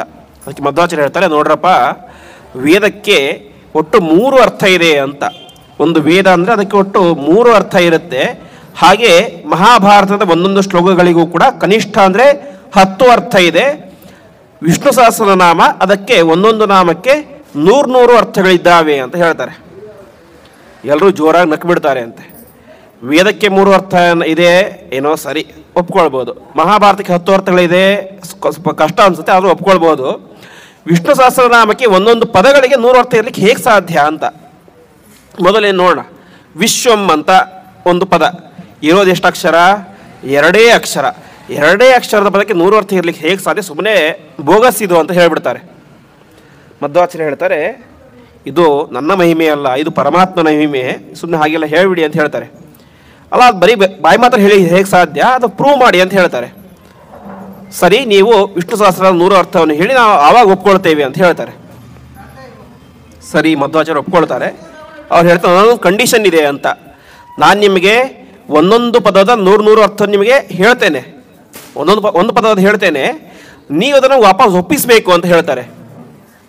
ಅದಕ್ಕೆ ಅವ್ರು ಹೇಳ್ತಾರೆ, ಮಧ್ವಾಚಾರ್ಯ 100 ಅರ್ಥ ಗೊತ್ತೇ ಇಲ್ಲ, ಸುಮ್ಮನೆ ಇದು ಎಸ್ಕೇಪಿಸಮ್ ಮಾಡ್ತಾ ಇದ್ದಾರೆ ಅಂತ. ಸರಿ, ಒಪ್ಕೊಂಡ್ಬಿಡ್ತಾರೆ, ಆಯ್ತು ಹೇಳ್ತೀವಿ ಅಂತ. ಅವರಿಗೆ ಏನು ನಂಬಿಕೆ? 100 ಅರ್ಥ ಹೇಳಲಿಕ್ಕೆ ಸಾಧ್ಯನೇ ಇಲ್ಲ ಅಂತ ಇವ್ರು ಒಪ್ಕೊಂಡ್ಬಿಡ್ತಾರೆ. ಮಧ್ವಾಚಾರ್ಯರು ಒಂದು ಅರ್ಥ ಹೇಳಿದರು, ವಿಶ್ವಂ ಅನ್ನುವಂಥ ಪದಕ್ಕೆ ಅರ್ಥ ಅಂದರೆ ಸುಮ್ಮನೆ ಬಾಯಿ ಮಾತಲ್ಲಿ ಅರ್ಥ ಹೇಳೋದಲ್ಲ, ಅದಕ್ಕೆಲ್ಲ ವ್ಯಾಕರಣ ಸೂತ್ರ ಎಲ್ಲವನ್ನು ಕೂಡ ಕೊಟ್ಟು ಇದಕ್ಕೆ ಈ ಅರ್ಥ ಅಂತ ಪ್ರಮಾಣಬದ್ಧವಾಗಿ ಹೇಳ್ತಾ ಇದ್ರು. 1 ಹೇಳಿದರು, 2 ಹೇಳಿದರು, 3, 4, 5, 6, 10 ಅರ್ಥ ಆಯಿತು. ಜನರಿಗೆ ಅನ್ನಿಸ್ತು, ಆಯ್ತು ಮುಗಿತೀನಿ, ಜಾಸ್ತಿ ಹೇಳಿಕೆ 5-6 ಹೇಳ್ಬೋದು ಅಂತ. 20 ಆಯಿತು, 35, 40 ಆಯಿತು, 100 ಅರ್ಥಗಳವರೆಗೆ ಆಚಾರ್ಯ ಹೇಳಿಬಿಟ್ರು ಒಂದು ಪದಕ್ಕೆ. ಮುಂದೆ ಹೇಳ್ತಾರೆ, ನೀವು ಹೇಳಿ ಅಂತ. ಎಷ್ಟು ದಿನ ಬಿಡ್ಲಿಕ್ಕೆ ಸಾಧ್ಯ? 5, 6, 7. ಆವಾಗ ಹೇಳ್ತಾರೆ, ಆಚಾರ್ಯ ದಯವಿಟ್ಟು ನಮ್ಮನ್ನು ಕ್ಷಮಿಸಿಬಿಡಿ ಎಂಬುದಾಗಿ ನಮ್ಮ ಉದ್ದಟತನ ಮಾಡಿದ್ದೀವಿ ಅಂತ ಹೇಳ್ತಾರೆ. ಆ ರೀತಿಯಾಗಿ ವೇದಗಳ 3 ಅರ್ಥವನ್ನು, ಮಹಾಭಾರತದ 10 ಅರ್ಥಗಳನ್ನು ಮತ್ತು ವಿಷ್ಣುದಾಸ 100 ಅರ್ಥಗಳನ್ನು ವಿಶೇಷವಾಗಿ ಪ್ರಚಾರ ಮಾಡಿದಂತಹ ಆಚಾರ್ಯರು ದೊಡ್ಡ ಜ್ಞಾನಿಗಳು, ಆಚಾರ್ಯರು. ಹೀಗೆ ವಿಷ್ಣು ಸಹಸ್ರನಾಮ ಇವತ್ತು ಎಲ್ಲರೂ ಕೂಡ ಪಾರಾಯಣ ಮಾಡುವಂಥ ದೊಡ್ಡ ಗ್ರಂಥ, ಅದು ಸ್ತೋತ್ರ ರಾಜ. ಆದರೆ ಅದರ ಅರ್ಥವನ್ನು ತಿಳಿದುಕೊಂಡು ಮಾಡಿದರೆ ಇನ್ನಷ್ಟು ವಿಶೇಷವಾದ ಮತ್ತೆ. ಆ ರೀತಿಯಾಗಿ ಅದನ್ನು ಮೊದಲು ತೋರಿಸಿಕೊಟ್ಟಂಥವರೇ ಆಚಾರ್ಯರು. ಅಲ್ಲಿ ತನಕ ವಿಷ್ಣು ಸಹಸ್ರನಾಮ ಅಂದ್ರೇನು? ಬರೀ ಪಾರಾಯಣ ಮಾಡುವಂಥ ಕ್ರಮ ಅಷ್ಟೇ ಇತ್ತು, ಅರ್ಥ ತಿಳಿದುಕೊಂಡು ಪಾರಾಯಣ ಮಾಡೋದು ಕ್ರಮವೇ ಇಲ್ಲ. ಅದರಲ್ಲೂ ಕೂಡ 100 ಅರ್ಥ ಇದೆ ಅಂತ ಯಾರಿಗೂ ಗೊತ್ತೇ ಇರಲಿಲ್ಲ.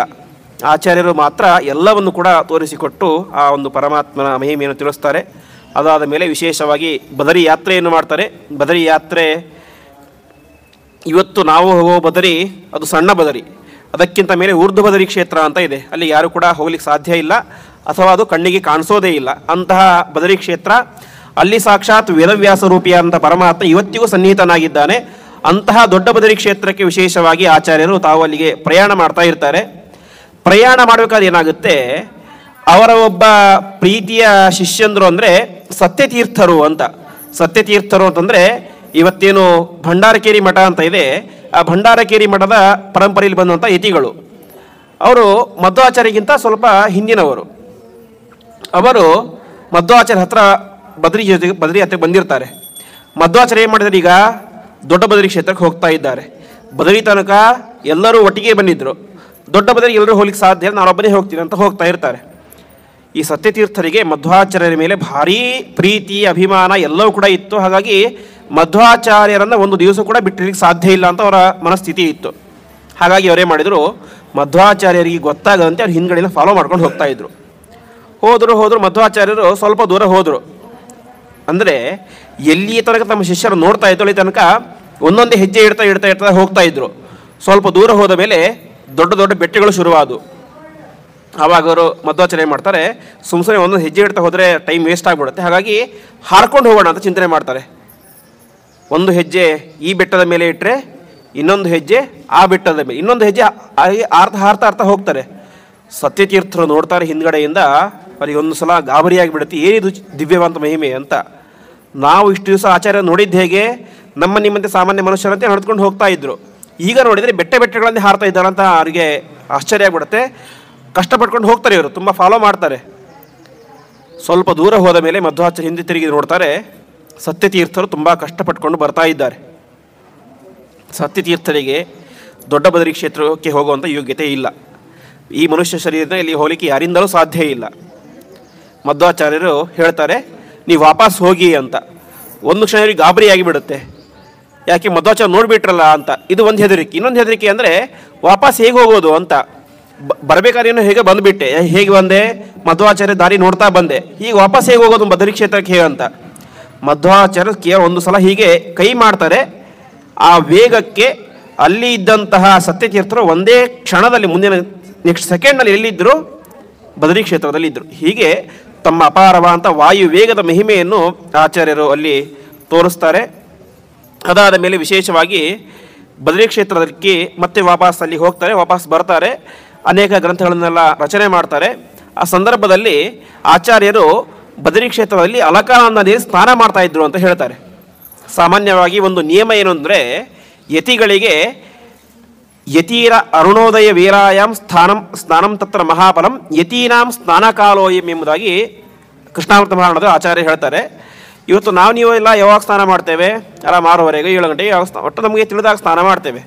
ಆದರೆ ಸನ್ಯಾಸಿಗಳಿಗೆ ಹಾಗಲ್ಲ ಅಂತೆ. ಅವರು ಅರುಣೋದಯ ಸಂದರ್ಭದಲ್ಲಿ ಸ್ನಾನ ಮಾಡಬೇಕು ಅಂತ.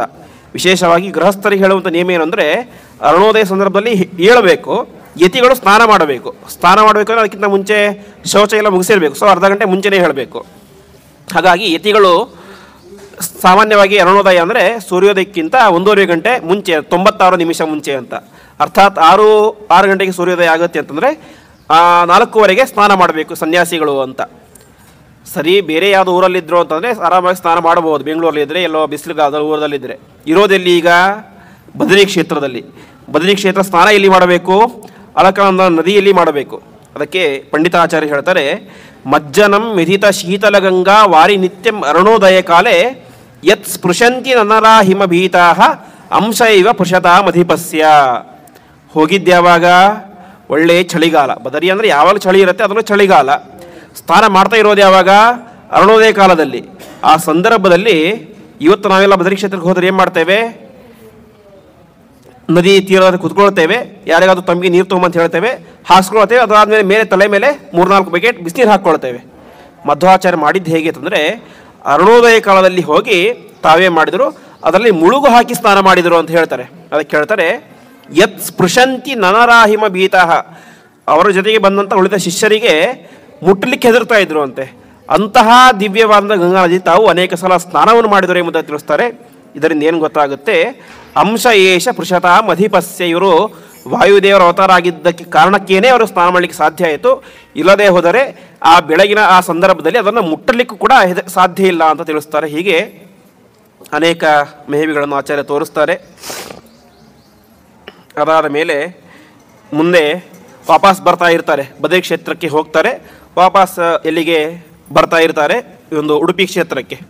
ಆ ಸಂದರ್ಭದಲ್ಲಿ ಏನಾಯಿತು, ಶೋಭನ ಭಟ್ಟರು ಅಂತ ಇವತ್ತಿನ ಗೋದಾವರಿ ನದಿ ಏನಿದೆ, ಅರ್ಥಾತ್ ಆಂಧ್ರ ಪ್ರದೇಶ, ಅಲ್ಲಿ ಒಬ್ಬ ಶೋಭನ ಭಟ್ಟರು ಅಂತ ಇದ್ದರು. ಅವರು ಮಧ್ವಾಚಾರ್ಯ ಜೊತೆಗೆ ವಾದವನ್ನು ಮಾಡ್ತಾರೆ. ವಾದದಲ್ಲಿ ಸೋತು ಅವರೇನಾಗ್ತಾರೆ, ಮಧ್ವಾಚಾರ್ಯ ಶಿಷ್ಯರಾಗ್ತಾರೆ. ಅವರೇ ಬೇರೆ ಯಾರೂ ಅಲ್ಲ, ಸಾಕ್ಷಾತ್ ಪದ್ಮನಾಭ ತೀರ್ಥರು. ಇವತ್ತು ನಾವು ಯಾರನ್ನು ಮಧ್ವಾಚಾರ್ಯರ ಮೊದಲ ಶಿಷ್ಯರು ಅಂತ ಕೇಳ್ತೇವೆ, ಅಂತ ಪದ್ಮನಾಭ ತೀರ್ಥರು ಅವರು ಕೂಡ ಅಷ್ಟೇ. ಅವರು ಹುಟ್ಟ ಮಾಧ್ವರಲ್ಲ, ಅವರು ಪರಮತದವರು. ಮಧ್ವಾಚಾರ್ಯ ಹತ್ರ ಸೋತು ಮುಂದೆ ಅವರು ಮಾಧ್ವ ದೀಕ್ಷೆಯನ್ನು ಪಡೆದು ಅವರೇನಾದರೂ ಸನ್ಯಾಸಿಗಳಾಗಿ ಪದ್ಮನಾಭ ತೀರ್ಥರು ಅಂತ ಪ್ರಖ್ಯಾತರಾಗಿ ಮಧ್ವಾಚಾರ್ಯರ ಅನೇಕ ಗ್ರಂಥಗಳಿಗೆ ಭಾಷ್ಯವನ್ನು ಬರೆದರು. ಹೀಗೆ ಮಧ್ವಾಚಾರ್ಯರು ಅನೇಕ ರೀತಿಯಾದಂಥ ಒಂದು ಪರಿವರ್ತನೆಗಳನ್ನು ಜಗತ್ತಿನಲ್ಲಿ ತರ್ತಾ ಹೋದರು. ಎಲ್ಲೆಲ್ಲಿ ಹೋಗ್ತಾರೋ ಅಲ್ಲೆಲ್ಲ ಕಡೆ ಪರಮಾತ್ಮನ ಸರ್ವೋತ್ತಮತ್ವವನ್ನು ಸ್ಥಾಪನೆ ಮಾಡ್ತಾ ಹೋದರು. ಹೀಗೆ ವಾಪಸ್ ಬಂದ ಮೇಲೆ ಅವರಿಗೊಂದು ತೀರ್ಮಾನವನ್ನು ಮಾಡ್ತಾರೆ. ಸರಿ, ನಾವಿನ್ನೂ ಭೂಮಿಯಲ್ಲಿ ಜಾಸ್ತಿ ದಿವಸ ಇರೋದಿಲ್ಲ, ನಾವು ಬಂದಂಥ ಕಾರ್ಯ ಮುಗಿಲಿಕ್ಕೆ ಬಂತು, ನಾವಿದ್ದಾಗೇನೋ ಜನರಿಗೆ ಅನುಗ್ರಹ ಮಾಡ್ತೇವೆ, ಮುಂದೆ ಜನರ ಗತಿ ಏನು ಅಂತ ತೀರ್ಮಾನ ಮಾಡಿ ಅವ್ರು ಏನು ಮಾಡ್ತಾರೆ, ವಿಶೇಷವಾಗಿ ಉಡುಪಿಯಲ್ಲಿ ಶ್ರೀಕೃಷ್ಣ ಪರಮಾತ್ಮನ ಪ್ರತಿಷ್ಠಾಪನೆಯನ್ನು ಮಾಡಬೇಕು ಅಂತ ತೀರ್ಮಾನವನ್ನು ಮಾಡ್ತಾರೆ. ಸರಿ, ಪ್ರತಿಷ್ಠಾಪನೆಯನ್ನು ಯಾರೋ ಒಬ್ಬರ ಶಿಲ್ಪಿಗೆ ಹೇಳಿ ಪ್ರತಿಮೆ ಕೆತ್ತಿಸ್ಬಿಟ್ರೆ ಮುಗೀತು, ಪ್ರತಿಷ್ಠಾಪನೆ ಆಯಿತು ಅಂತ ನಾವು ಇವತ್ತು ಅನ್ಕೊಂಡ್ಬಿಡ್ತೇವೆ. ಮಧ್ವಾಚಾರ್ಯ ಚಿಂತನೆ ಮಾಡ್ತಾರೆ, ಈ ಕಲಿಯುಗದ ಜನರಿಗಿರುವಂತಹ ಪಾಪ ಕಳಿಬೇಕು ಅಂದರೆ ಯಾವುದೋ ಒಬ್ಬ ಸಾಮಾನ್ಯ ಶಿಲ್ಪಿ ಕೆತ್ತಿದಂಥ ಪ್ರತಿಮೆ ಸಾಕಾಗೋದಿಲ್ಲ, ಮತ್ತು ಯಾರು ಕೆತ್ತಬೇಕು, ಸಾಕ್ಷಾತ್ ದೇವಶಿಲ್ಪಿಯಾದ ವಿಶ್ವಕರ್ಮನೇ ಕೆತ್ತಿದ ಪ್ರತಿಮೆ ಆಗಬೇಕು ಅಂತ. ಆ ರೀತಿಯಾಗಿ ಚಿಂತನೆಯನ್ನು ಮಾಡಿ ಒಂದು ದಿವಸ ಸಮುದ್ರ ತೀರಕ್ಕೆ ಹೋಗಿರ್ತಾರೆ. ಅಲ್ಲಿ ಅನುಷ್ಠಾನ ಮಾಡಬೇಕಾದ್ರೆ ಆ ವೆಸ್ಟ್ ಒಂದು ಸಮುದ್ರದಲ್ಲಿ, ಪಶ್ಚಿಮ ಸಮುದ್ರದಲ್ಲಿ ಒಂದು ದೊಡ್ಡ ಹಡಗು ಬರ್ತಾ ಇರುತ್ತೆ. ಆ ಹಡಗು ಬರ್ತಾ ಇರೋದಿಲ್ಲಂದರೆ ದ್ವಾರಕಾ ಪಟ್ಟಣದಿಂದ ಬರ್ತಾ ಇರುತ್ತೆ, ಗುಜರಾತ್ನ ದ್ವಾರಕೆಯಿಂದಾಗಿ.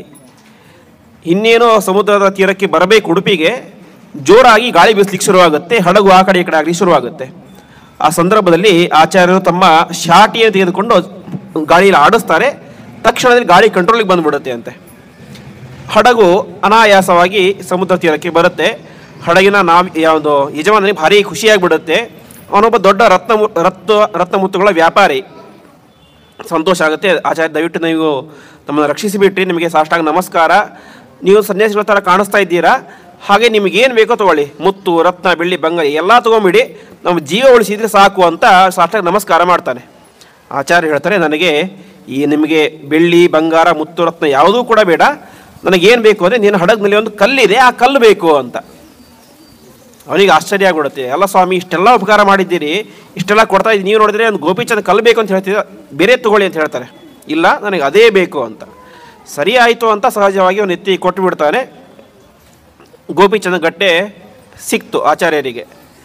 ಶಿಷ್ಯರಿಗೆ ಆಶ್ಚರ್ಯ ಆಯಿತು, ನಮ್ಮ ಗುರುಗಳೇನು ಮಠದಲ್ಲಿ ಬೇಕಷ್ಟು ಗೋಪಿಚಂದ್ರಗಳಿದ್ದಾವೆ, ಈ ಗೋಪಿಚಂದ್ರ ತಗೊಂಡು ಆಚಾರ್ಯ ಏನು ಮಾಡ್ತಾರೆ ಅಂತ. ಇದನ್ನು 1000 ವರ್ಷ ತೀಡಿ ಹಚ್ಕೊಂಡು ಖಾಲಿ ಆಗೋದು, ಅಷ್ಟು ದೊಡ್ಡ ಬಂಡೆ ಅದು ಗೋಪಿಚಂದ್ರ ಬಂಡೆ, ಇದನ್ನು ತೊಗೊಂಡು ಆಚಾರ್ಯ ಏನು ಮಾಡ್ತಾರೆ ಅಂತ ಆಶ್ಚರ್ಯ ಆಗುತ್ತೆ. ಸರಿ, ನೀವೆಲ್ಲ ಇದನ್ನು ತೆಗೆದುಕೊಂಡು ಸರೋವರಕ್ಕೆ ಬನ್ನಿ, ಮದ್ದು ಸರೋವರಕ್ಕೆ ಬನ್ನಿ ಅಂತ ಹೇಳ್ತಾರೆ. ಸರಿ, ಶಿಷ್ಯರಿಗೂ ಕುತೂಹಲ ಜಾಸ್ತಿ ಆಯಿತು. ಎಲ್ಲರೂ ಕೂಡ ಹೊತ್ಕೊಂಡು ಬಂದರು, ಮದ್ದು ಸರೋವರಕ್ಕೆ ಬಂದರು. ಮದ್ದು ಸರೋವರಕ್ಕೆ ಬರ್ತಾರೆ. ಆಚಾರ್ಯರು ಒಂದು ಸಲ ಆ ಪ್ರತಿಮೆಯನ್ನು ಎತ್ತಿಕೊಂಡು, ಅಂದರೆ ಕಲ್ಲನ್ನು ಎತ್ತಿಕೊಂಡು ನೀರಿನಲ್ಲಿ ಮುಳುಗಿಸ್ತಾರೆ. ನೀರಿನಲ್ಲಿ ಮುಳುಗಿಸಿ ಚೆನ್ನಾಗಿ ತೊಳೆದಾಗ ಅದ್ಭುತವಾದಂತಹ ಶ್ರೀಕೃಷ್ಣ ಪರಮಾತ್ಮನ ಮೂರ್ತಿ. ಅದು ಯಾವುದು ಅಂತಂದರೆ ವಿಶೇಷವಾಗಿ ಸಾಕ್ಷಾತ್ ರುಕ್ಮಿಣೀ ದೇವಿ ತನ್ನ ಕೈಗಳಿಂದಾಗಿ ಪೂಜೆ ಮಾಡಿದಂತಹ ದಿವ್ಯವಾದ ಪ್ರತಿಮೆ ಅದು. ರುಕ್ಮಿಣಿ ಪ್ರತಿಮೆ, ಶ್ರೀಕೃಷ್ಣ ಪ್ರತಿಮೆ, ಅದನ್ನು ಪ್ರತಿನಿತ್ಯ ಪೂಜೆ ಮಾಡ್ತಾ ಇದ್ಲು ರುಕ್ಮಿಣಿ. ಯಾವಾಗ ಶ್ರೀಕೃಷ್ಣ ಪರಮಾತ್ಮ ಪರಂಧಾಮಕ್ಕೆ ಹೋದನೋ, ರುಕ್ಮಿಣಿಯರು ಕೂಡ ತಮ್ಮ ತಮ್ಮ ಸ್ಥಾನಕ್ಕೆ ಹೋದರು. ಆವಾಗ ಅರ್ಜುನ ಅದನ್ನು ತೆಗೆದುಕೊಂಡು ಬಂದು ದ್ವಾರಕೆಯ ಒಂದು ಪ್ರದೇಶದಲ್ಲಿ ಇಟ್ಟಿದ್ದ. ಆ ಪ್ರತಿಮೆನೇ ಇವತ್ತು ಇಲ್ಲಿಗೆ ಬಂದದ್ದು. ಸರಿ, ಮುಳುಗಿಸಿದರು. ಮುಳುಗಿಸಿದ ಮೇಲೆ ಶಿಷ್ಯರಿಗೆ ಹೇಳಿದರು, ಚೆನ್ನಾಗಿ ತೊಳೆದರು ಅದನ್ನು. ಶಿಷ್ಯರಿಗೆ ಹೇಳ್ತಾರೆ, ಆಯ್ತು ಎತ್ಕೊಂಡು ಬನ್ನಿ, ಪ್ರತಿಷ್ಠಾಪನೆ ಮಾಡೋಣ ಅಂತ. ತರಬೇಕಾದ್ರೆ 2-3 ಜನ ಹೊತ್ಕೊಂಡು ಬಂದಿದ್ದರು. ಸರಿ, ಆವಾಗ ಅದೇನಾಗಿತ್ತು, ದೊಡ್ಡ ಕಲ್ಲಾಗಿತ್ತು, ಗೋಪಿಚಂದ ಕಲ್ಲು. ಇವಾಗ ಅದರೊಳಗಡೆ ಸಣ್ಣ ಪ್ರತಿಮೆ ಅಷ್ಟೇ, ಅದು ಒಂದು ಗೇಣಿರುವಂಥ ಪ್ರತಿಮೆ, ಒಂದು ಮೊಳ ಇರುವಂಥ ಪ್ರತಿಮೆ. ಒಬ್ಬ ಶಿಷ್ಯ ಬಂದ, ಎತ್ತಲಿಕ್ಕೆ ನೋಡ್ತಾನೆ, ಅಲಗಾಡೋದೇ ಇಲ್ಲ. 2 ಬರ್ತಾರೆ, 3 ಜನ, 10 ಜನ ಬರ್ತಾರೆ. ಕೊನೆಗೆ 30 ನರೈಹಿ ಅಂತ 30 ಜನ ಶಿಷ್ಯರು ಬರ್ತಾರೆ. 30 ಜನ ಶಿಷ್ಯರು ಬಂದರೂ ಕೂಡ ಅದನ್ನು ಎತ್ತಲಿಕ್ಕೆ ಆಗೋದಿಲ್ಲ. ಹಿಂದೆ ಸಮುದ್ರದಿಂದಾಗಿ ಇಲ್ಲಿ ತನಕ ತಂದಿದ್ದ್ಯಾರು? ಅದೇ ಶಿಷ್ಯರು. ಆವಾಗ ಅದು ದೊಡ್ಡ ಗೋಪಿಚಂದ ಕಲ್ಲಿನ ಬಂಡೆ, ಇವಾಗಿರೋದು ಸಣ್ಣ ಪ್ರತಿಮೆ ಅಷ್ಟೇ, ಎತ್ತಲಿಕ್ಕೆ ಆಗಲಿಲ್ಲ ಅಂತೆ. ಇಷ್ಟಕ್ಕೆಲ್ಲ ಕಾರಣ ಏನು ಅಂತಂದರೆ, ಮಧ್ವಾಚಾರ್ಯರ ಸ್ಪರ್ಶ ಆ ಪ್ರತಿಮೆಗೆ ಯಾವಾಗ ಆಯಿತೋ ಆವಾಗಾದರೆ ಇನ್ನಷ್ಟು ವಿಶೇಷವ ಸನ್ನಿಧಾನ ಬಂತು ಅಂತೆ. ಸನ್ನಿಧಾನ ಎಷ್ಟು ಅಂತಂದರೆ ಎತ್ತಲಿಕ್ಕೆ ಆಗದಿರುವಷ್ಟು ಸನ್ನಿಧಾನ. ಕೊನೆಗೆ ಮಧ್ವಾಚಾರ್ಯ ತಾವೊಬ್ಬರೇನೆ ಅನಾಯಾಸವಾಗಿ ಅದನ್ನು ಒಂದೇ ಕೈಯಲ್ಲಿ ಎತ್ತುಕೊಂಡು ಬಂದು ತಾವು ಅಲ್ಲಿ ಪ್ರತಿಷ್ಠಾಪನೆಯನ್ನು ಮಾಡ್ತಾರೆ ಎಂಬುದನ್ನು ತಿಳಿಸ್ತಾ ಇದ್ದಾರೆ. ಹೀಗೆ ಆಚಾರ್ಯರ ಜೀವನಗಳಲ್ಲಿ ಅನೇಕ ದೊಡ್ಡ ದೊಡ್ಡ ಘಟನೆಗಳು ಆಗಿವೆ. ಅದರಲ್ಲಿ ಒಂದು ಪ್ರಧಾನವಾದಂತಹ ಸಂದರ್ಭ ಅಂದರೆ ಅದು ಶ್ರೀಕೃಷ್ಣ ದೇವರ ಪ್ರತಿಷ್ಠಾಪನೆ. ಹೀಗೆ ಪ್ರತಿಷ್ಠಾಪನೆಯನ್ನು ಮಾಡಿ ಅದರ ಪೂಜೆಗೆ ಅಂತ 8 ಜನ ಬಾಲ ಸನ್ಯಾಸಿಗಳನ್ನು ನೇಮನ ಮಾಡ್ತಾರೆ. ನೀವೆಲ್ಲರೂ ಕೂಡ 2 ತಿಂಗಳ ಪರ್ಯಾಯ ಕ್ರಮದಲ್ಲಿ ಅದನ್ನು ಪೂಜೆ ಮಾಡೋಕೆ ಹೋಗಬೇಕು ಅಂತ ತಿಳಿಸ್ತಾರೆ. ಮುಂದೆ ಅದನ್ನು ವಾದಿರಾಜರು ವಿಶೇಷವಾಗಿ 2 ವರ್ಷಗಳಿಗೆ ಪರ್ಯಾಯದ ವ್ಯವಸ್ಥೆಯನ್ನು ಮಾಡ್ತಾರೆ. ಹೀಗೆ ಸಾಕ್ಷಾತ್ ಮಧ್ವಾಚಾರ್ಯರೇನೇ ತಮ್ಮ ಕೈಗಳಿಂದಾಗಿ ಪ್ರತಿಷ್ಠಾಪನೆ ಮಾಡಿದಂತಹ ಅದ್ಭುತವಾದಂಥ ಪ್ರತಿಮೆ ಅಂದರೆ ಇವತ್ತು ನಾವು ಉಡುಪಿಯಲ್ಲಿ ಕಾಣುವಂತಹ ಶ್ರೀಕೃಷ್ಣ ದೇವರ ಪ್ರತಿಮೆ. ಇಷ್ಟ ಆಯಿತು. ಆಚಾರ್ಯರು ಈಗ ಒಂದು ಸಲ ಬದರಿ ಯಾತ್ರೆಯನ್ನು ಮಾಡಿದ್ದಾರೆ, ಮತ್ತೆ ಇನ್ನೇ ಸಲ ಹೋಗಬೇಕು ಅಂತ ತೀರ್ಮಾನ ಮಾಡ್ತಾರೆ. ಹೋಗ್ತಾ ಇದ್ದರು. ಆ ಸಂದರ್ಭದಲ್ಲಿ ಯಾವ ಹಸ್ತಿನಾವತಿ, ಇವತ್ತೇನು ನವದೆಹಲಿ ಅಂತ ಕೇಳ್ತೇವೆ, ಅಲ್ಲಿಗೆ ಆಚಾರ್ಯರು ಹೋಗಿರ್ತಾರೆ. ಹೀಗೆ ಹೋದಾಗ ಅಲ್ಲಿ ಏನಾಗುತ್ತೆ, ಗಂಗಾ ನದಿ ದಾಟಬೇಕು. ಗಂಗಾ ನದಿ ದಾಟಬೇಕು ಅಂದರೆ ತುಂಬ ಮಳೆಗಾಲ, ಅದೇ ಜೊತೆಗೆ ಹಡಗೇ ಇಲ್ಲ. ಯಾಕೆಂತಂದರೆ ಅಲ್ಲೊಬ್ಬ ತುರುಕ ರಾಜ ಇದ್ದ. ಅವನು ಎಲ್ಲರಿಗೂ ಹೇಳಿಬಿಟ್ಟಿದ್ದ, ಯಾರೂ ಕೂಡ ಇನ್ನು ಮುಂದೆ ಗಂಗಾ ನದಿಯಲ್ಲಿ ಬೋಟ್ ಹಾಕಬಾರ್ದು ಅಂತ, ನಮ್ಮ ರಾಜ್ಯಕ್ಕೆ ಯಾರೂ ಕೂಡ ಬರಬಾರ್ದು ಅಂತೆಲ್ಲ ಒಂದು ರೀತಿ ಸೆಕ್ಯೂರಿಟಿ ಮಾಡ್ಕೊಂಡ್ಬಿಟ್ಟಿದ್ದ. ಆಚಾರ್ಯರು ಹೋಗ್ತಾರೆ, ನೋಡಿದರೆ ಅಲ್ಲಿ ಗಂಗಾ ನದಿ ದಾಟಲಿಕ್ಕೆ ಆಗೋದೇ ಇಲ್ಲ. ಯಾಕೆಂತಂದರೆ ದಾಟಲಿಕ್ಕೆ ಹಡಗೇ ಇಲ್ಲ. ಆಚಾರ್ಯರು ತಮ್ಮ ಶಿಷ್ಯರಿಗೆ ಹೇಳ್ತಾರೆ, ನೀವೇನೂ ಚಿಂತೆ ಮಾಡಬೇಡಿ, ನಾವೆಲ್ಲರೂ ಕೂಡ ಅನಾಯಾಸವಾಗಿ ನದಿಯನ್ನು ದಾಟೋಣ ಅಂತ. ಶಿಷ್ಯರು ಹೇಳ್ತಾರೆ, ಇದು ಹೇಗೆ ಸಾಧ್ಯ ರೀ ಅಂತ. ನೀನು ಚಿಂತೆ ನಾ ಇದ್ದೇನೆ ಅಂತ ಹೇಳ್ತಾರೆ. ಒಬ್ಬ ಶಿಷ್ಯನಿಗೆ ತಮ್ಮ ಬಲಗೈಯನ್ನು ಕೊಡ್ತಾನೆ, ನನ್ನ ಕೈ ಹಿಡ್ಕೋ ಅಂತ. ಶಿಷ್ಯ ಕೈ ಹಿಡ್ಕೊಳ್ತಾರೆ. ಅವನ ಕೈಯನ್ನು ಇನ್ನೊಬ್ಬರು ಹಿಡ್ಕೊಳ್ತಾರೆ, ಅವನ ಕೈ ಇನ್ನೊಬ್ಬರು ಹಿಡ್ಕೊ. ಈಗ ಚೈನ್ ಸಿಸ್ಟಮ್ ಈಗ ಹಿಡಿತಾರೆ. ಸರಿ, ಹೋಗೋಣ ಬನ್ನಿ ಅಂತ. ಮಧ್ವಾಚಾರ್ಯ ಒಂದು ಪಾದವನ್ನು ಗಂಗೆಯ ಮೇಲೆ ಇಡ್ತಾರೆ. ನೆಲದ ಮೇಲೆ ಕಾಲಿಟ್ಟರೆ ಹೇಗೆ ಯಾವ ರೀತಿ ಆಗುತ್ತೋ ಆ ರೀತಿ ಆಯಿತು. ಇನ್ನೊಂದು ಪಾದ ಇಟ್ಟರು ಮುಂದೆ ಹೋದರು. ಸರಿ, ಮಧ್ವಾಚಾರ್ಯ ಮುಂದೆ ಹೋಗಿಬಿಟ್ರು. ಶಿಷ್ಯರ ಕಥೆ ಏನು? ಶಿಷ್ಯರು ಒಂದು ಪಾದವನ್ನು ನದಿಯಲ್ಲಿ ಇಡ್ತಾರೆ, ಅದೇ ಅನುಭವ. ಹೀಗೆ ಹೋಗ್ತಾ ಅನಾಯಾಸವಾಗಿ ಒಬ್ಬರೊಬ್ಬರ ಕೈಯನ್ನು ಹಿಡಿದುಕೊಂಡು ಗಂಗೆಯನ್ನು ದಾಟಿಬಿಟ್ಟರು. ಗಂಗೆಯನ್ನು ದಾಟಿದ್ದ ಪರಿಣಾಮ ಏನಾಯಿತು ಅಂದರೆ ಅವರ ಬಟ್ಟೆ ಒಂದೇ ಒಂದು ಚೂರು ಒದ್ದೆಯಾಗಲಿಲ್ಲ ಅಂತೆ.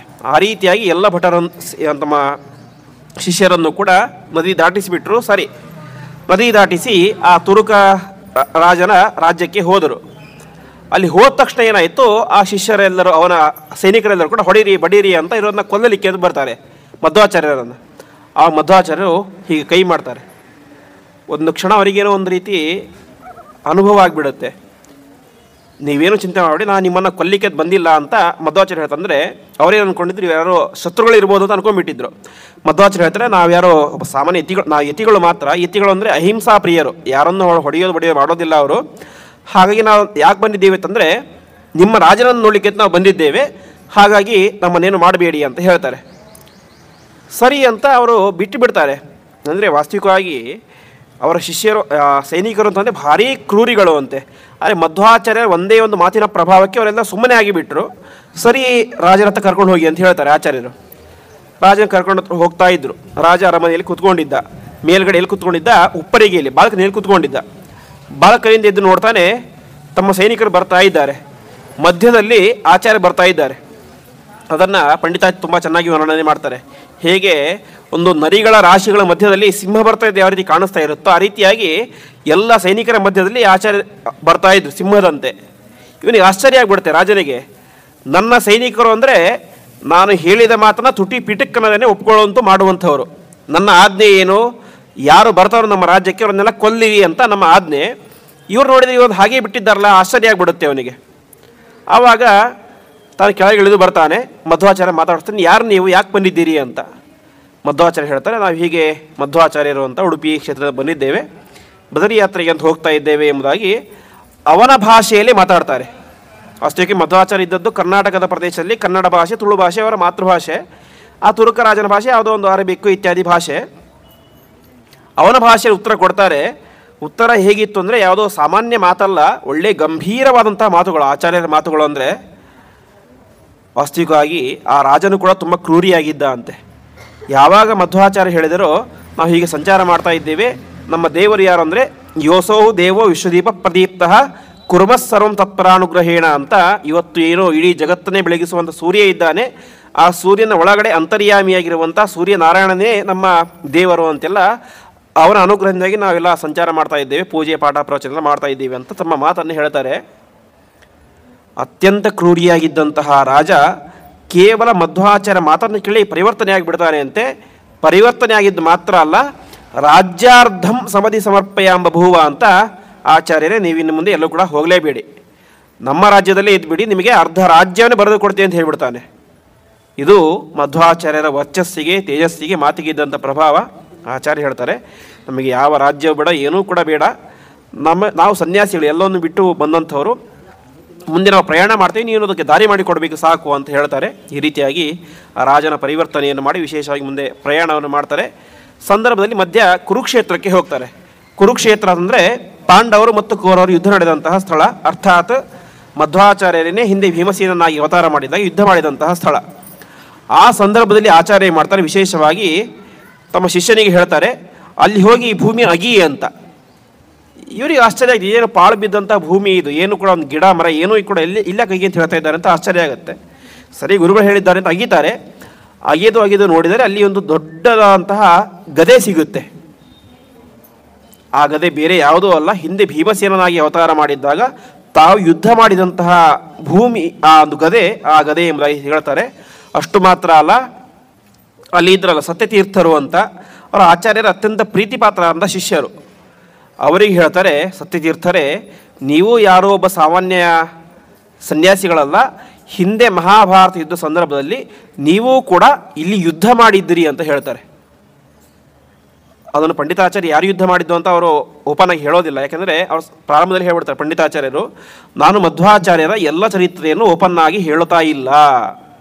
ಯಾಕೆಂದರೆ ಎಲ್ಲ ಚರಿತ್ರೆಯನ್ನು ಕೇಳುವಂತಹ ಯೋಗ್ಯತೆ ಮನುಷ್ಯರಿಗೆ ಇಲ್ಲ. ಕೆಲವೊಂದನ್ನು ದೇವತೆಗಳು ಮಾತ್ರ ತಿಳಿಯಬಹುದಂತಹ ರಹಸ್ಯ ಘಟನೆಗಳಿದ್ದಾವೆ. ಹಾಗಾಗಿ ನಾನು ಎಲ್ಲವನ್ನು ಕೂಡ ಹೇಳೋದಿಲ್ಲ ಅಂತ ಪ್ರಾರಂಭದಲ್ಲಿ ಹೇಳಿಬಿಟ್ಟಿದ್ದಾರೆ. ಹಾಗಾಗಿ ಅವರು ಯಾರು ಅಂತ ಹೇಳೋದಿಲ್ಲ. ಒಟ್ಟಿನಲ್ಲಿ ನೀನು ಒಬ್ಬ ಹಿಂದೆ ಮಹಾಭಾರತ ಯುದ್ಧ ಮಾಡಿದಂಥ ದೊಡ್ಡ ಕ್ಷತ್ರಿಯ ವೀರ ನೀನು ಅಂತ ಹೇಳ್ತಾರೆ. ಹೀಗೆ ಆ ಸತ್ಯತೀರ್ಥರಿಗೂ ಕೂಡ ಅವರ ಪೂರ್ವಜನ್ಮದ ವಿಚಾರವನ್ನು ತಿಳಿಸ್ತಾರೆ. ಹೀಗೆ ಮುಂದೆ ಸಂಚಾರ ಮಾಡ್ತಾ ಮತ್ತೆ ಬದರಿ ಕ್ಷೇತ್ರಕ್ಕೆ ಹೋಗಿ ವೇದವ್ಯಾಸ ದೇವರ ಒಂದು ಸಮಾಗಮವನ್ನು ಮಾಡಿಕೊಂಡು ಬಂದು ಮತ್ತೆ ಪುನಃ ಉಡುಪಿ ಕ್ಷೇತ್ರಕ್ಕೆ ಬಂದು ಅಲ್ಲಿ ಅನೇಕ ರೀತಿಯ ಅಂತಹ ಮಹಿಮೆಗಳನ್ನು ಆಚಾರ್ಯರು ತೋರಿಸ್ತಾ ಇದ್ದಾರೆ. ಹೀಗೆ ನಾವು ಹಿಂದೆ ಕೇಳಿದಂತೆ ಗಮನಾಸನ ಸಂಕತಾದಿಲೀಲಾ ಸ್ಮೃತಿಮಾತ್ರೇಣ ಭವಾಪ ವರ್ಗದಾತ್ರಿ ಅಂತ ಕೇವಲ ಅವರು ಕೂತ್ಕೊಂಡು ನಿಂತ್ಕೊಂಡು ಕೇಳಿದರೆ ಸಾಕು, ಅದೇ ದೊಡ್ಡ ಪುಣ್ಯವನ್ನು ತಂದು ಕೊಡುತ್ತೆ ಅಂತೆ. ಅದರಲ್ಲಿ ಇಂತಹ ಆಚಾರ್ಯರು ಮಾಡಿದಂತಹ ಅಪಾರವಾದಂತಹ ಅತಿಮಾನುಷವಾದ ಶಕ್ತಿಗಳು ಇನ್ನೊಂದು ಕಡೆ ತೋರಿಸ್ತಾರೆ. ಒಂದು ದೇವಸ್ಥಾನ ಇತ್ತು. ಆ ದೇವಸ್ಥಾನಕ್ಕೆ ಇಬ್ಬರು ಜಗಜ್ಜಟ್ಟಿಗಳು, ಒಳ್ಳೆ ಪರಾಕ್ರಮಿಗಳು ಬಂದಿದ್ದರು. ಆಚಾರ್ಯರು ಅವರು ಭಾರೀ ಶಕ್ತಿ ಸಂಪನ್ನರು. ಅವರಲ್ಲಿ ಇನ್ನೂ 2 ಶಕ್ತಿಗಳಿತ್ತು. ಒಂದು ಅಣಿಮ ಲಘಿಮ ಅಂತ, ಅಂದರೆ ತಮ್ಮ ಶರೀರದಲ್ಲಿ ಎಷ್ಟು ಬೇಕಾದರೂ ಕೂಡ ವೇಟ್ ತೂಕ ತುಂಬಿಸುವಂಥ ಸಾಮರ್ಥ್ಯ, ಅದೇ ರೀತಿಯಾಗಿ ತಮ್ಮ ಶರೀರವನ್ನು ಎಷ್ಟು ಬೇಕಾದರೂ ತೂಕ ಕಡಿಮೆ ಮಾಡುವಂಥ ಸಾಮರ್ಥ್ಯ ಇತ್ತು ಅಂತೆ. ಇದೆರಡನ್ನೂ ಕೂಡ ಆಚಾರ್ಯ ತೋರಿಸ್ತಾರೆ. ಇಬ್ಬರು ಜಗಜ್ಜಟ್ಟಿಗಳು ಬಂದರು, ಭಾರೀ ಪರಾಕ್ರಮಶಾಲಿಗಳು, ಭಾರೀ ಫೇಮಸ್ ರೆಸ್ಲರ್ಸ್. ಅವರು ನನ್ನ ಜೊತೆ ಯುದ್ಧ ಮಾಡಿ ಅಂತ ಆಚಾರ್ಯರನ್ನು ಕರೀತಾರೆ. ಆಚಾರ್ಯ ಹೇಳ್ತಾರೆ, ನಾನು ಯುದ್ಧ ಮಾಡೋದಿಲ್ಲ, ನಾನು ಒಂದು ಕಡೆ ಕೂತ್ಕೊಳ್ತೇನೆ, ನಿಮಗೆ ತಾಕತ್ತಿದ್ದು ನಾನು ಎಬ್ಬಿಸಿ ಅಂತ. ಇಬ್ಬರು ಮಹಾಪರಾಕ್ರಮಶಾಲಿಗಳಂತಹ ಇಬ್ಬರು ಆಚಾರ್ಯರ ಕುತ್ತಿಗೆ ಹಿಚ್ಚಲಿಕ್ಕೆ ಪ್ರಯತ್ನ ಮಾಡಿದರು. ಒಂದು ಕ್ಷಣವೂ ಕೂಡ ಆಚಾರ್ಯ ಕುತ್ತಿಗೆಯನ್ನು ಹಿಚ್ಚಲಿಕ್ಕೆ ಸಾಧ್ಯ ಆಗಲಿಲ್ಲಂತೆ ಆ ಮಹಾಪರಾಕ್ರಮಶಾಲಿಗಳಿಗೆ. ಇದು ಆಚಾರ್ಯರ ದೊಡ್ಡ ಶಕ್ತಿ ಅಂತ. ಇನ್ನೊಂದು ಕಡೆ ಏನಾಯಿತು, ಇದ್ರ ಉಲ್ಟಾ ಆಯಿತು. ಒಬ್ಬ 6 ವರ್ಷದ ಬಾಲಕನ ಮೇಲೆ ಹೆಗಲ ಮೇಲೆ ಮಧ್ವಾಚಾರ್ಯ ಕೂತ್ಕೊಂಡಿದ್ದಾರೆ. ಕೂತ್ಕೊಂಡು ಅವನು ಒಂದು ದೇವಸ್ಥಾನಕ್ಕೆ 3 ಪ್ರದಕ್ಷಿಣೆ ಹಾಕಿದ ಅಂತೆ. ಇಬ್ಬರು ಮಹಾಪರಾಕ್ರಮಶಾಲಿಗಳಂತಹ ವ್ಯಕ್ತಿಗಳಿಗೆ ಆಚಾರ್ಯನ ಅಲಗಾಡಿಸ್ಲಿಕ್ಕಾಗಲಿಲ್ಲ. ಇಲ್ಲಿ ನೋಡಿದರೆ ಒಬ್ಬ ಸಾಮಾನ್ಯ 6 ವರ್ಷದ ಬಾಲಕ ಮಧ್ವಾಚಾರ್ಯರನ್ನು ಹೆಗಲ ಮೇಲೆ ಕೂಡಿಸಿಕೊಂಡು ಆರಾಮಾಗಿ ಓಡ್ತಾ ಇದ್ದಾನೆ, ನಡೆಯೋದಲ್ಲ. ಇದು ಆಚಾರ್ಯರ ದಿವ್ಯವಾದ ಯೋಗ ಸಿದ್ಧಿ ಅಂತ. ನಿರಂತರವಾಗಿ ಯೋಗ ಸಿದ್ಧಿ ಯಾರಿಗೆ ಇರುತ್ತೋ ಅವರಿಗೆ ತಮ್ಮ ದೇಹದಲ್ಲಿ ಶಕ್ತಿ ತೂಕವನ್ನು ಜಾಸ್ತಿ ಮಾಡಿಕೊಳ್ಳೋ ಸಾಮರ್ಥ್ಯವೂ ಇರುತ್ತೆ, ಕಡಿಮೆ ಮಾಡಿಕೊಳ್ಳೋ ಸಾಮರ್ಥ್ಯವೂ ಇರುತ್ತೆ. ಆ ರೀತಿಯಾಗಿ ಆಚಾರ್ಯರು ತಮ್ಮ ಮಹಿಮೆಯನ್ನು ತೋರಿಸ್ತಾರೆ. ಹೀಗೆ ಒಂದಲ್ಲ ಎರಡಲ್ಲ ನಿರಂತರವಾಗಿ ಅನೇಕ ರೀತಿಯಾದಂಥ ಮಹಿಮೆಗಳು ಸಮಗ್ರವಾಗಿ ಮಧ್ವಯುಗದಲ್ಲಿ ಆಚಾರ್ಯರ ಮಹಿಮೆಯನ್ನು ತಿಳಿಸಿದ್ದಾರೆ. ಇಂತಹ ಆಚಾರ್ಯರು ಕೊನೆಗೆ ಇಷ್ಟು ಮಹಿಮೆಯನ್ನು ಕೇಳಿದ್ದೇವೆ. ಬರೀ ನಾವು ಮಹಿಮೆ ಕೇಳಿಬಿಟ್ರೆ ಮಧ್ವಾಚಾರ್ಯರಿಗೆ ತೃಪ್ತಿ ಆಗೋದಿಲ್ಲ ಅಂತೆ. ಮತ್ತೇನು ಮಾಡಬೇಕು? ಅವರು ಕೊಟ್ಟಂತಹ ಉಪದೇಶಗಳ ಚಿಂತನೆಯನ್ನು ಮಾಡಬೇಕು, ಪರಮಾತ್ಮನ ಚಿಂತನೆಯನ್ನು ಏನು ಮಾಡಬೇಕು. ಅದು ಯಾರೇ ಜ್ಞಾನಿಗಳಾಗಲಿ ಅವರಿಗೆ ಕೇವಲ ಅವರನ್ನು ಹೊಗಳಿದರೆ ಖುಷಿ ಆಗೋದಿಲ್ಲ, ಪರಮಾತ್ಮನನ್ನು ಹೊಗಳಬೇಕು, ಅವರು ಕೊಟ್ಟಂತಹ ಚಿಂತನೆಯನ್ನು ಮಾಡಬೇಕು. ಆ ರೀತಿಯಾಗಿ ಆಚಾರ್ಯರು ಕೊಟ್ಟಂತಹ ಕೆಲವು ಚಿಂತನೆಗಳನ್ನು ಮಾಡಿ ಈ ಒಂದು ಚಿಂತನೆಯನ್ನು ನಾವು ಮುಗಿಸೋಣ. ಮಧ್ವಾಚಾರ್ಯರು ಅಂತಂದರೆ ಅವರೊಬ್ಬ ದಾರ್ಶನಿಕರು ಅಂತಂದರೆ ದರ್ಶನ ಅಂದರೆ ಶಾಸ್ತ್ರಗಳು, ಅದನ್ನು ಉಪದೇಶ ಮಾಡೋದು ದಾರ್ಶನಿಕರು ಅಂತ. ಮಧ್ವಾಚಾರ್ಯರಿಗಿಂತ ಮುಂಚೆ ಅನೇಕ ರೀತಿಯಾದಂತಹ ದಾರ್ಶನಿಕರು ನಮ್ಮ ಭಾರತದಲ್ಲಿ ಆಗಿ ಹೋಗಿದ್ದಾರೆ. ಅವರೆಲ್ಲರೂ ಕೂಡ ಬ್ರಹ್ಮಸೂತ್ರಗಳಿಗೆ ವ್ಯಾಖ್ಯಾನ ಬರೆದರು, ಉಪನಿಷತ್ತುಗಳಿಗೆ ವ್ಯಾಖ್ಯಾನ ಬರೆದರು, ಭಗವದ್ಗೀತೆಗೆ ವ್ಯಾಖ್ಯಾನ ಬರೆದರು, ತಾವು ಅನೇಕ ಗ್ರಂಥಗಳನ್ನು ರಚನೆ ಮಾಡಿದ್ದಾರೆ. ಆದರೆ ಆ ಎಲ್ಲದರಲ್ಲೂ ಕೂಡ ಅವರು ಹೇಳಿದ್ದೇನು ಅಂತಂದರೆ ಅನುಭವಕ್ಕೆ ವಿರುದ್ಧವಾದಂತಹ ಮಾತುಗಳು ಅಂತ.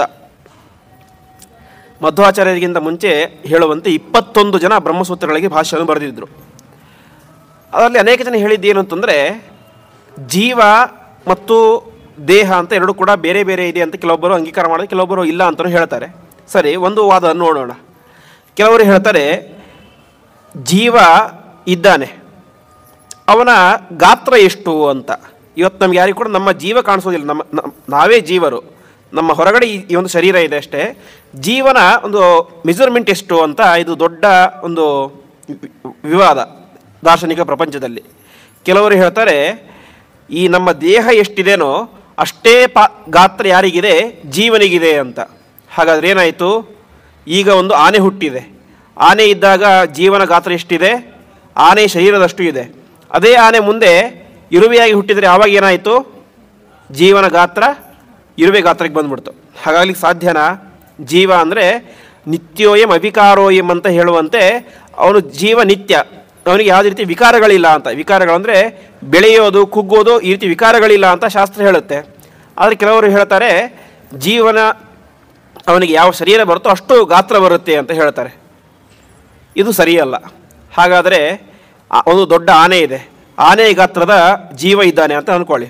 ಆನೆಗೆ ಏನೋ ಒಂದಾಗಿ ಕಾಲು ಕಟ್ಟಾಗಿ ಹೋಗ್ಬಿಡ್ತು, ಅವಾಗ ಜೀವ ಸತ್ತು ಹೋಗ್ಬಿಟ್ನಾ, ಕಾಲು ಕಟ್ಟಾಗ್ಬಿಡ್ತಾ, ಜೀವನ ಕಾಲು ಕಟ್ಟಾಯ್ತಾ? ಇಲ್ಲ, ಜೀವ ನಿತ್ಯ ಅವನು ಅವಿಕಾರ ಅಂತ ಪುರಾಣ ಹೇಳ್ತಾ ಇದೆ, ಶಾಸ್ತ್ರ ಹೇಳ್ತಾ ಇದೆ. ಹಾಗಾಗಿ ಈ ವಾದವು ಕೂಡ ಸರಿಯಲ್ಲ ಅಂತ ಆಚಾರ್ಯ ಖಂಡನೆ ಮಾಡಿದರು. ಇನ್ನು ಕೆಲವರು ಹೇಳ್ತಾರೆ ಜೀವರು ಆ ಗಾತ್ರ ಇಲ್ಲ, ಅವರಿಗೆ ಜೀವ ಹೇಗಿದೆ ಅಣುಗಾತ್ರ ಅಂತ, ತುಂಬ ಸೂಕ್ಷ್ಮವಾದ ಕಣ್ಣಿಗೆ ಕಾಣಿಸದೇ ಇರುವಷ್ಟು ಸೂಕ್ಷ್ಮವಾದ ಗಾತ್ರ ಅಂತ. ಜೊತೆಗೆ ಇನ್ನೊಂದನ್ನು ಹೇಳ್ತಾರೆ ಎಲ್ಲ ಜೀವರು ಕೂಡ ಒಂದೇ ಅಂತ ಹೇಳಿಬಿಡ್ತಾರೆ. ಇದು ಜಗತ್ತಿನಲ್ಲಿ ಅನುಭವಕ್ಕೆ ವಿರುದ್ಧವಾದಂತಹ 100% ವಿರುದ್ಧವಾದಂತಹ ಮಾತು. ಯಾರಿಗಾದರೂ ಅನಿಸುತ್ತಾ ಇಲ್ಲಿ ನಾವು ನೀವು ನಿಮ್ಮ ಪಕ್ಕ ಕೂತ್ಕೊಂಡಿರೋ ಒಬ್ಬರೇ ಅಂತ? ಯಾರಿಗೂ ಅನಿಸೋದಿಲ್ಲ. ಜಗತ್ತಿನಲ್ಲಿ ಯಾವುದೇ ಒಂದು ವಸ್ತು ಕೂಡ ಸಮಾನವಾಗಿ ಇಲ್ಲವೇ ಇಲ್ಲ. ಅಷ್ಟೇ ಯಾಕೆ ಇಷ್ಟೆಲ್ಲ ಜನ ಇದ್ದೀವಿ, ಎಲ್ಲರಿಗೂ ಹೆಬ್ಬೆಟ್ಟಿದೆ. ಹೆಬ್ಬೆಟ್ಟಿರೋದೆಷ್ಟು, ಇಷ್ಟೇ ಒಂದು ಚಿಕ್ಕ ಗಾತ್ರ. ಒಬ್ಬರ ಥಂಬ್ ಇನ್ನೊಬ್ಬರ ಥರ ಇದೆನಾ?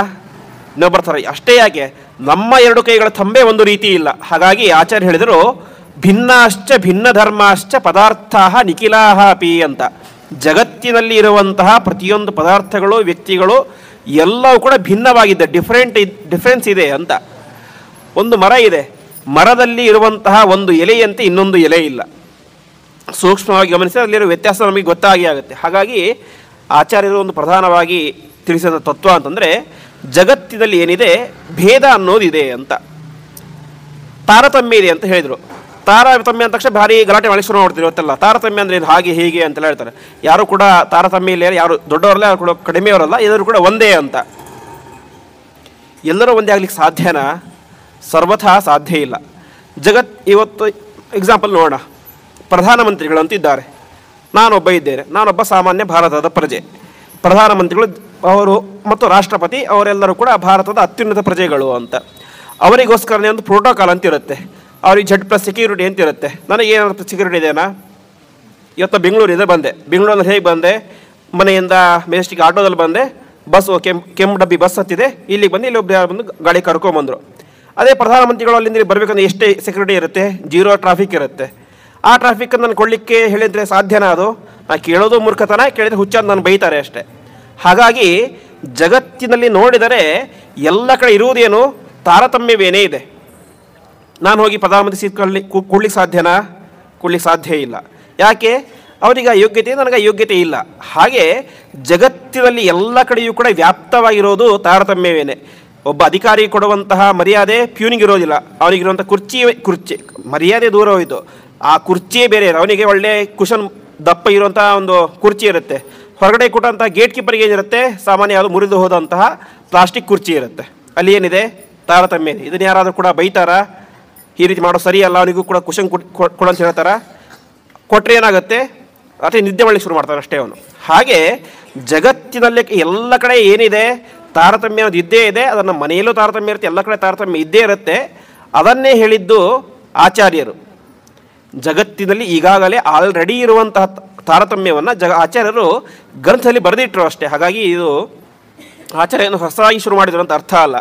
ಹಾಗಾಗಿ ತಾರತಮ್ಯ ಅದು ಎಲ್ಲ ಕಡೆ ಇರುವಂಥದ್ದು.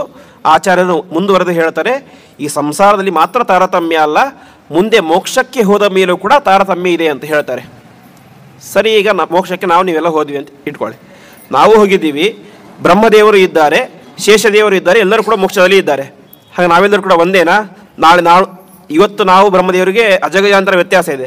ಮೋಕ್ಷಕ್ಕೆ ಹೋದ್ಮೇಲೆ ನಾವು ಒಂದೇ, ಬ್ರಹ್ಮದೇವರು ಒಂದೇ ಅಂತ ಹೇಳಿಕ್ಕಾಗತ್ತಾ? ಇಲ್ಲ. ಬ್ರಹ್ಮದೇವರ ಆನಂದವೇ ಬೇರೆ, ಅವರು ಅಲ್ಲಿ ಅನುಭವಿಸುವಂತಹ ಆನಂದವೇ ಬೇರೆ, ನಾವು ಇಲ್ಲಿ ಅನುಭವಿಸುವಂತಹ ಆನಂದವೇ ಬೇರೆ. ಹಾಗಾಗಿ ಮೋಕ್ಷದಲ್ಲಿಯೂ ಕೂಡ ತಾರತಮ್ಯ ಇದೆ. ಅಷ್ಟು ಮಾತ್ರ ಅಲ್ಲ, ಮೋಕ್ಷದಲ್ಲಿಯೂ ಕೂಡ ಪರಮಾತ್ಮ ನಮಗೆ ನಿಯಾಮಕನಾಗಿರ್ತಾನೆ ಅಂತ.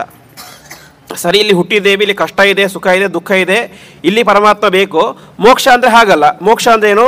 ಯಾವಾಗಲೂ ಕೂಡ ಸುಖವಾಗಿ ಇರುವಂಥದ್ದು. ಹಾಗಾಗಿ ಅಲ್ಲಿ ಪರಮಾತ್ಮನ ಅವಶ್ಯಕತೆ ಇಲ್ಲ ಅಂತ ಕೆಲವೊಬ್ರು ಹೇಳ್ತಾರೆ. ಆಚಾರ್ಯ ಹೇಳ್ತಾರೆ, ಅಲ್ಲಿ ನಾವು ನಮ್ಮ ಸುಖವನ್ನು ಅನುಭವಿಸಬೇಕು ಅಂತಂದರೆ ಅದಕ್ಕೂ ಕೂಡ ಪ್ರಧಾನವಾಗಿ ಬೇಕಾದದ್ದೇನು? ಪರಮಾತ್ಮನ ಅನುಗ್ರಹ ಬೇಕೇ ಬೇಕು.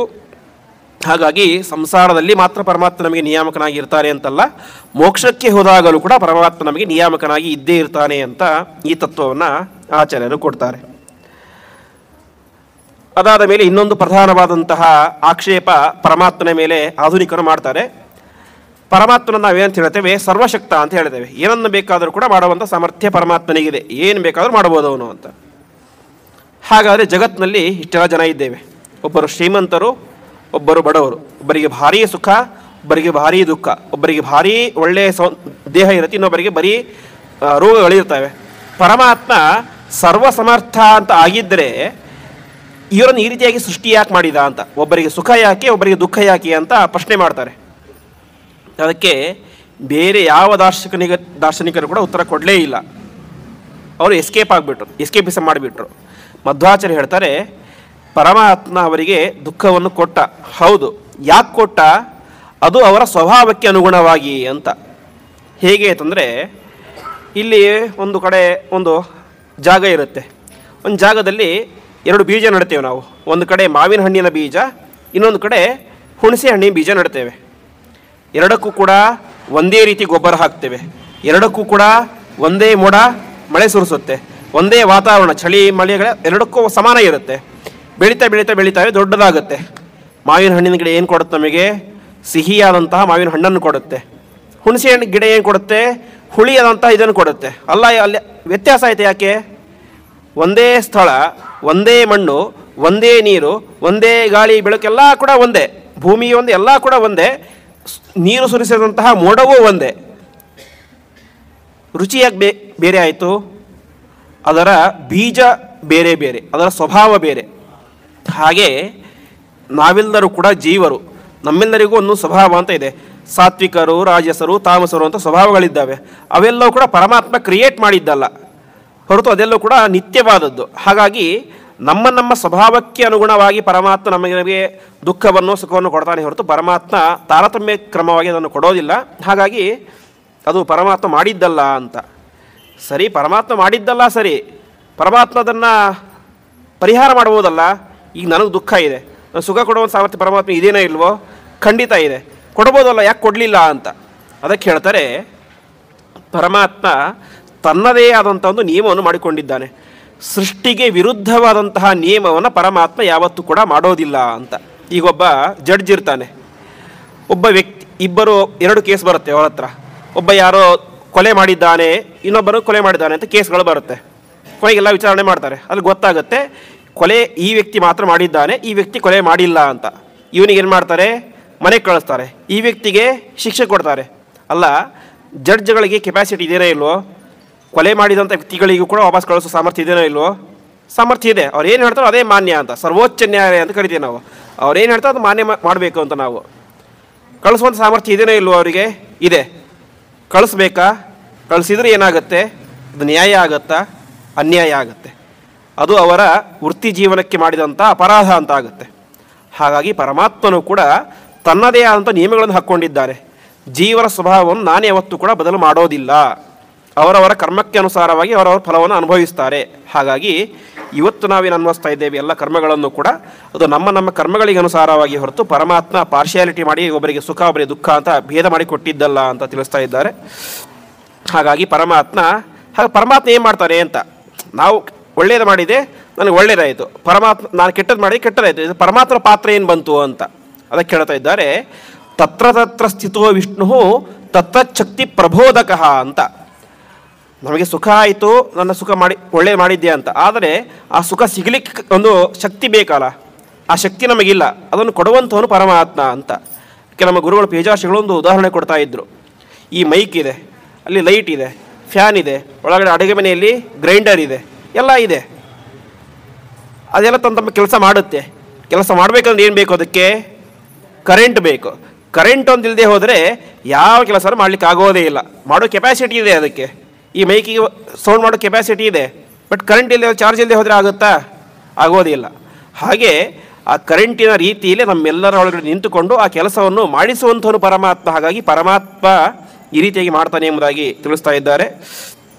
ಅದೇ ರೀತಿಯಾಗಿ ಅನೇಕ ರೀತಿಯಾದಂತಹ ಮಹಿಮೆಗಳನ್ನು ತಿಳಿಸಿ ಮುಂದೆ ಆಚಾರ್ಯರು ಕೊಟ್ಟಂತಹ ಒಂದಿಷ್ಟು ಕೊಡುಗೆಗಳು. ಇವತ್ತು ನಾವು ಆಕಾಶ ನೋಡ್ತೇವೆ. ಆಕಾಶ ಅಂದ್ರೇನು? ಖಾಲಿ ಸ್ಪೇಸ್. ಅದು ಅದರಲ್ಲಿ ಯಾವುದೇ ಒಂದು ಕಲರ್ ಇಲ್ಲ ಅಂತ ಅದು ಚಿಕ್ಕ ಮಕ್ಕಳಿಗೆ ಕೂಡ ಹೇಳಿದರೂ ಗೊತ್ತಾಗುತ್ತೆ. ಆದರೆ ಇತ್ತೀಚೆಗೆ ವಿಜ್ಞಾನಿಗಳು ಸಂಶೋಧನೆ ಮಾಡಿ ಕಂಡುಕೊಂಡಿದ್ದಾರೆ, ಕಣ್ಣಿಗೆ ಕಾಣದೇ ಇರುವಂತಹ ಒಂದು ಅಲ್ಟ್ರಾವೈಲೆಟ್ ಅಂತ, ಅರ್ಥಾತ್ ಕಣ್ಣಿಗೆ ಕಾಣದೇ ಇರುವಂತಹ ಸೂಕ್ಷ್ಮವಾದ ನೀಲಿ ಬಣ್ಣ ಎಂಬುದು ಆಕಾಶದಲ್ಲಿ ಇದೆ ಅಂತ ಹೇಳ್ತಾರೆ. ಇದನ್ನು ಇಡೀ ಜಗತ್ತೇ ಕೊಂಡಾಡುತ್ತೇವೆ, ಭಾರಿ ಸಂಶೋಧನೆ ಇದು ಹಾಗೆ ಹೇಗೆ ಅಂತ ಹೇಳಿತು. ಆದರೆ ಇದನ್ನು ಆಚಾರ್ಯರು 700 ವರ್ಷಗಳಿಗಿಂತ ಮುಂಚೆನೇ 13ನೇ ಶತಮಾನದಲ್ಲಿ ಹೇಳಿದರು. ಭೂತಮಪ್ಯಸಿತಂ ದಿವ್ಯಂ ಅಂತರಿಕ್ಷಂ ಅಗೋಚರಂ. ಅಂತರಿಕ್ಷದಲ್ಲಿ, ಆಕಾಶದಲ್ಲಿ ಅಗೋಚರವಾದ ಕಣ್ಣಿಗೆ ಕಾಣದೇ ಇರುವಂತಹ ಸೂಕ್ಷ್ಮವಾದ ನೀಲಿ ಬಣ್ಣ ಇದೆ ಅಂತ ಆಚಾರ್ಯರು ಅವತ್ತೇ ಕೊಟ್ಟಿದ್ದರು. ಇದು ಒಂದು ಆಚಾರ್ಯ ದೊಡ್ಡ ಕೊಡುಗೆ. ಅದಾದ ಮೇಲೆ ಆಚಾರ್ಯರು ಕೊಟ್ಟ ಇನ್ನೊಂದು ದೊಡ್ಡ ಕೊಡುಗೆ ಅಂತಂದರೆ, ಎಲ್ಲ ರೀತಿಯಾದಂತಹ ಶಬ್ದಗಳು ಕೂಡ ಪರಮಾತ್ಮನನ್ನು ಹೇಳುತ್ತೆ ಅಂತ. ಪರಮಾತ್ಮ ಸಕಲ ಶಬ್ದ ವಾಚ್ಯ, ಬರೀ ಸಕಲ ಶಬ್ದಗಳಲ್ಲ, ಸಕಲ ಧ್ವನಿ ಕೂಡ ಪರಮಾತ್ಮನನ್ನು ಹೇಳುತ್ತೆ ಅಂತ. ಒಂದ್ಯಾವ್ದು ಹಕ್ಕಿ ಚಿವ್ ಚಿವ್ ಅಂತ ಕೂಗಿತು, ಅದು ಕೂಡ ಪರಮಾತ್ಮನ ನಾಮ. ಗಾಳಿ ಬೀಸ್ತಾವೆ ಒಂದು ಧ್ವನಿ ಬರುತ್ತೆ, ಆ ಗಾಳಿಯು ಧ್ವನಿಯೂ ಕೂಡ ಪರಮಾತ್ಮನ ನಾಮ.